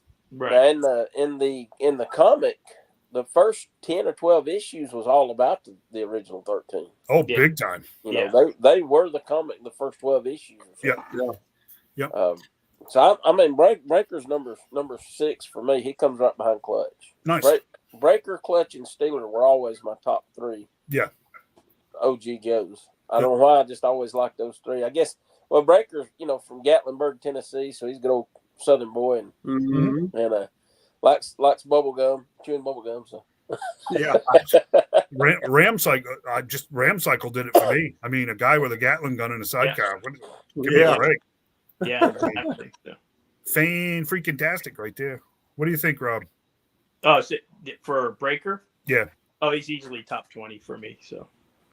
Oh yeah, he's in my top 15. Yeah. Yep, easily. Yeah, one of my favorite characters in action figures was easily one of my favorite ones. So Yeah. 40 Alpine. What do you think, Shane? This is a hard one here. To be honest, it's really a hard one. I would probably move him into the top around about 30, between 30 and 25. Mm-hmm. It was. What do you think, John? Yeah, he'd be in my top 30 for sure. Mm-hmm. You notice that right after him's Bazooka, and in the cartoon it was always Alpine and Bazooka. Exactly. Yeah, right. These two. That's why I think a lot of this is really cartoon fans. It is. But, yeah, it is. But yeah, I would definitely, him and Bazooka would be in my top 30 together on the list. Mine also. Yeah, it would be tied. Right. Yeah. Because you can't have Alpine without Bazooka. And Bazooka No, you can't. No, you can't. Even though Bazooka was a lot cooler in the comic. I mean, he was more serious in the comic. Yeah, and then there's Resolute Bazooka. We don't. Oh yeah. I'm glad Alpine was not paired with him in that particular episode. But exactly. Yeah, wasn't that the one where he was dead? Yeah, that's the one where he was dead. That's right. What do you think, Rob? I agree. He's right around 30 and stuff. I really liked him as a character, figure, everything. So. Yep. I'm going to move them way up in the top 30, and I'm going to put him in a tie with Bazooka because I'm not sure I can separate the two. Yeah. I watched enough of the cartoon to not be able to separate the two. Yeah. Right. If that makes any sense. Yeah. Yeah.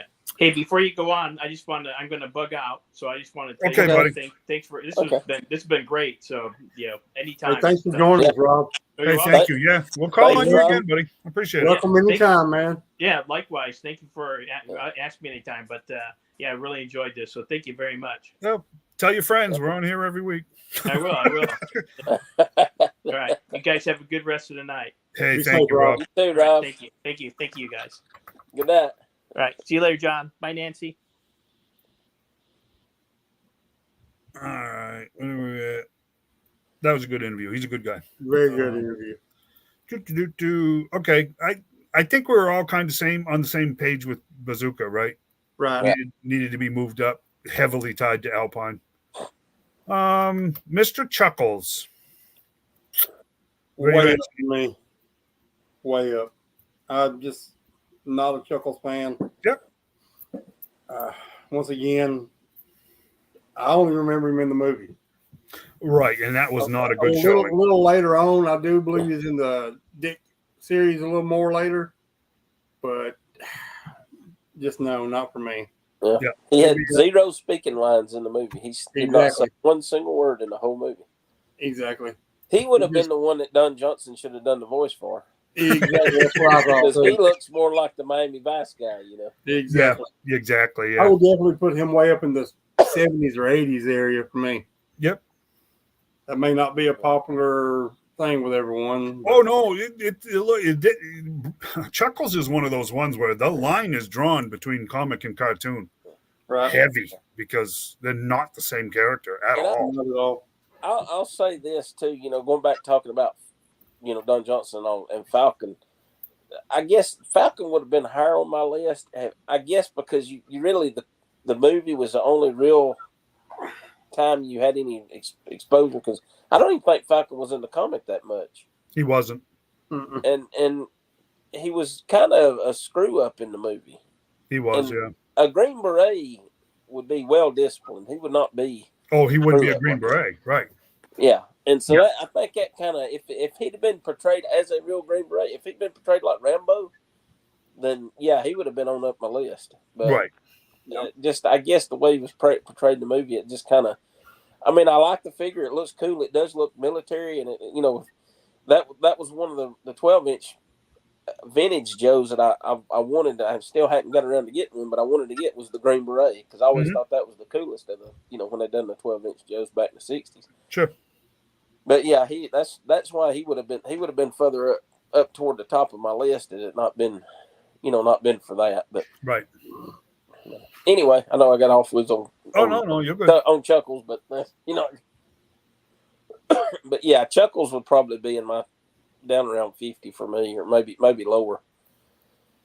I like Chuckles. I always did like Chuckles, but he would still be in the 40s for me. Yeah. Now, Devil's Due, they done that little four or five issues. It was pretty good. I mean, they portrayed him in a better light there. Yeah, he was definitely an intelligence operative. I mean, he was pretty good. Pretty good. He was the Felix Slider of the G.I. Joe team. That's right. I mean, because when you see him, you think CIA. Yeah, that's right. Yep, he was a resident spook for sure. Yeah. Cover Girl, what do you think, Shane? At 41, tied, three of them, three-way tie. Yeah. I'd move her away. I'd move her up in the 60s. Yep. Just never was big on Cover Girl. She just, I don't know, a model turned military. Yeah, I know. I just never did kind of relate with her on that level. Mm-hmm. Yeah, no, I understand that. What do you think, John? Yeah, I'm like the opposite. She'd be on my top 10. As far as the females go, she's number 2 to Baroness. Nice. Okay. I mean, she's even ahead. She's ahead of Scarlet for me, but I don't know why I was. Well, I liked the Wolverine for one thing, and I liked her outfit was kind of more military with a flight. I mean, I know it's like a flight jacket, but still. Yeah. I just liked her look, like the uniform and all too, and I thought it really went well with the Wolverine. It was another thing for me. Her looking like a pilot driving a tank. Yeah. and because I'm kind of biased too, because back in the day it was I was you had a crush on her. So go ahead and say I'm more like the comic book guy, but yet when it comes to relationships, I'm pro Duke and Scarlet over Scarlet and Snake Eyes. So I'd always have Duke and Scarlet paired up, and of course Jinx and Falcon would be paired up, and Flint and Lady J. And then the Steel Brigade, which was me, Field Trip, was always paired up with Cover Girl. So. There you go. They always teamed up together, when I'd have battles and stuff. So you know what John just said. He had a crush on Cover Girl. Read between the lines. That's what I said. I'm biased. I mean, this can sound terrible, but if I'm with Shane on this, I just didn't find her profile believable. Mm-hmm. If you can include her with the Wolverine, I'd put her in the 30s. If it's just her, it's 60s. I mean, seriously, she was a prominent character. Don't get me wrong, but it just wasn't my thing. Right? I did, and I know like the Devil's Due, they done that one where her and Spirit teamed up, on that mission with the Hannibal, the clone of Serpentor as a young kid or whatever. Yep. But the one that what always stood out to me was in one of the earlier, I think one of the first miniseries, wasn't it? Where she had the bomb in the back of was it the Jeep or was it and she drove it out and spun it around real quick and slung it out the back. Yeah. Yeah. I remember that. Yeah. Yeah, no, she's okay, but it's just not. Again, I'm looking at all the characters all the way around her, going, not so much, 44, Mr. Buzzer. What do you think, Shane? Oh, easily top 25. Okay. Just got one word, Dreadnought. Yeah. He was my favorite Dreadnought for sure. He was. What do you think, John? I'd probably leave him about where he's at. All three of the original Dreadnoughts would be together. They would probably be a 3. Torch was always my favorite, I guess, because that was the first. Actually, that was the only one I had when I was a kid. Oh yeah, I never got Buzzer and Ripper until later when I was an adult. But wow. But yeah, I mean, they would all 3 probably be right around 40 for me. Yeah. I'd agree. I'm surprised they're not kind of bunched together like the 3 before them. In the comic now, Buzzer was more leader of the three, I guess. He was, and he played a major role in the whole Candy Springfield, soft master thing. So, yeah, I mean, he was definitely my memory. He was the most prominent Dreadnought in the comics for sure. Not counting Zartan. And Road Pig a little later on, which was just weird. But 45 Snow Job. Where are you at, Shane?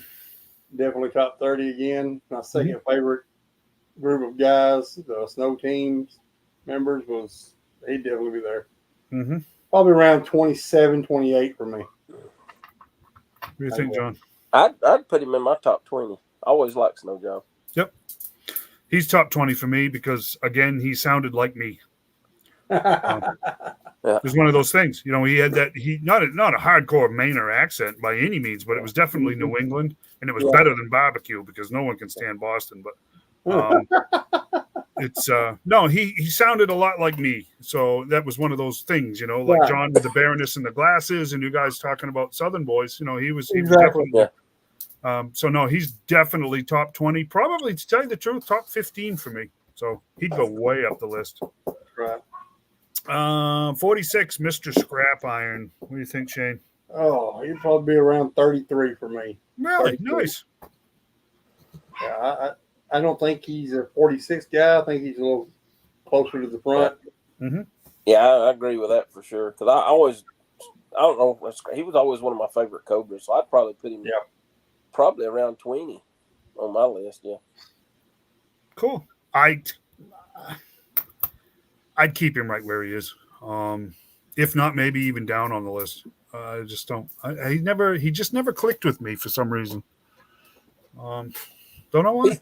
Let's say if I remember right in the comic, he's the one that blew up the car that had Cobra Commander's son, and that was Candy and Softmaster, right? Yes. Yep. He did. Yeah, he's the one that blew the car. Yep. Yeah, he was always a weird loyalist with Coco.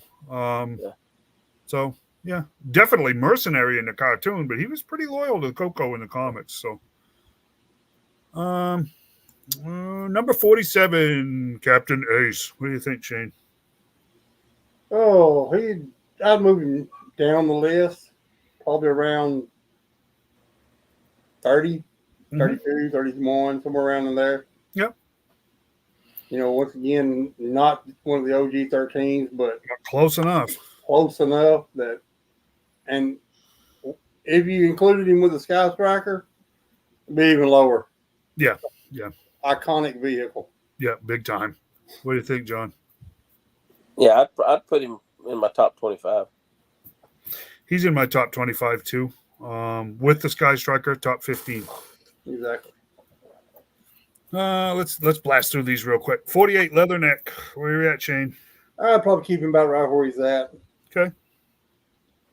Good old Marine, but he'd say about right where he's at for me. Mm-hmm. What do you think, John? Yeah, probably about where he's at. And he's another one of them. I picture him in a wetsuit. See, that's the thing. Yeah, that Marine Navy thing. Yeah, I love, again, my affinity for the Marine Corps. Love Leatherneck. Love Mainframe, Cross Gung Ho. I would put him in the 30s. I wouldn't move him up very far, but in the 30s. And he would absolutely have to be paired with wetsuit. Right. But 49, the Bat. What do you think, Shane? Top 15, man. Okay. I mean, yeah. Bat would be probably number 7 on my list. I always loved the Bat. Top 30 for mine. So definitely be moved up. Not 49, be moved up. There's something interesting about bats. Something interesting about them. So I'm guessing number 50 is Cobra, just a regular Cobra infantryman, Cobra trooper. What do you think, Shane? Oh, he'd once again be in the top 20. Mm-hmm. I mean, I can't believe he's at 50. 50 seems weird, doesn't it? I mean, if it weren't for these guys, there's not much sense in any of the others so far. Mm-mm. I don't know. I think a lot of people just view them as generic troops. That's what I think. But Yeah. For me personally, yeah, they would. It would be in my top 25 for sure. But I think that's probably why they scored so low, because people pick, no, you can't really say personality because there were multiple different people. They were just Yeah, right, right. And I think is the bat and the infantry is the first two troop builders we've actually come across. Yes. Right? Yes. So I think that's probably why they're so far down, because you don't have that personality. That that is true. Yeah, that is true. Yeah. Yeah, these are not individuals where everybody else has been. Right. Interesting. Okay, so my guess is they're top 25 for me. They're pretty close to the bat, if not now, maybe a little higher. Had he been like Scar from the one that had the scars in the comic? Scarface, yeah. He would have probably been even further down, because I never really liked Scar. He was just one of them bad guys you really hated to hate, Yeah, he was. Exactly. Yeah, exactly. So we're a little over, but great night, great show. We are off next week, correct? Yes. Memorial Day. Yep. So everybody have a great holiday. Work on your top 50 list. If you want copies of that, it's all over the internet. If not, ask us in the group and I'll post it. How's that? Yeah. Sound good, gentlemen? Sounds good. Let's call it a night. What do you think? Good night, everyone. Good night, guys. Good night, guys.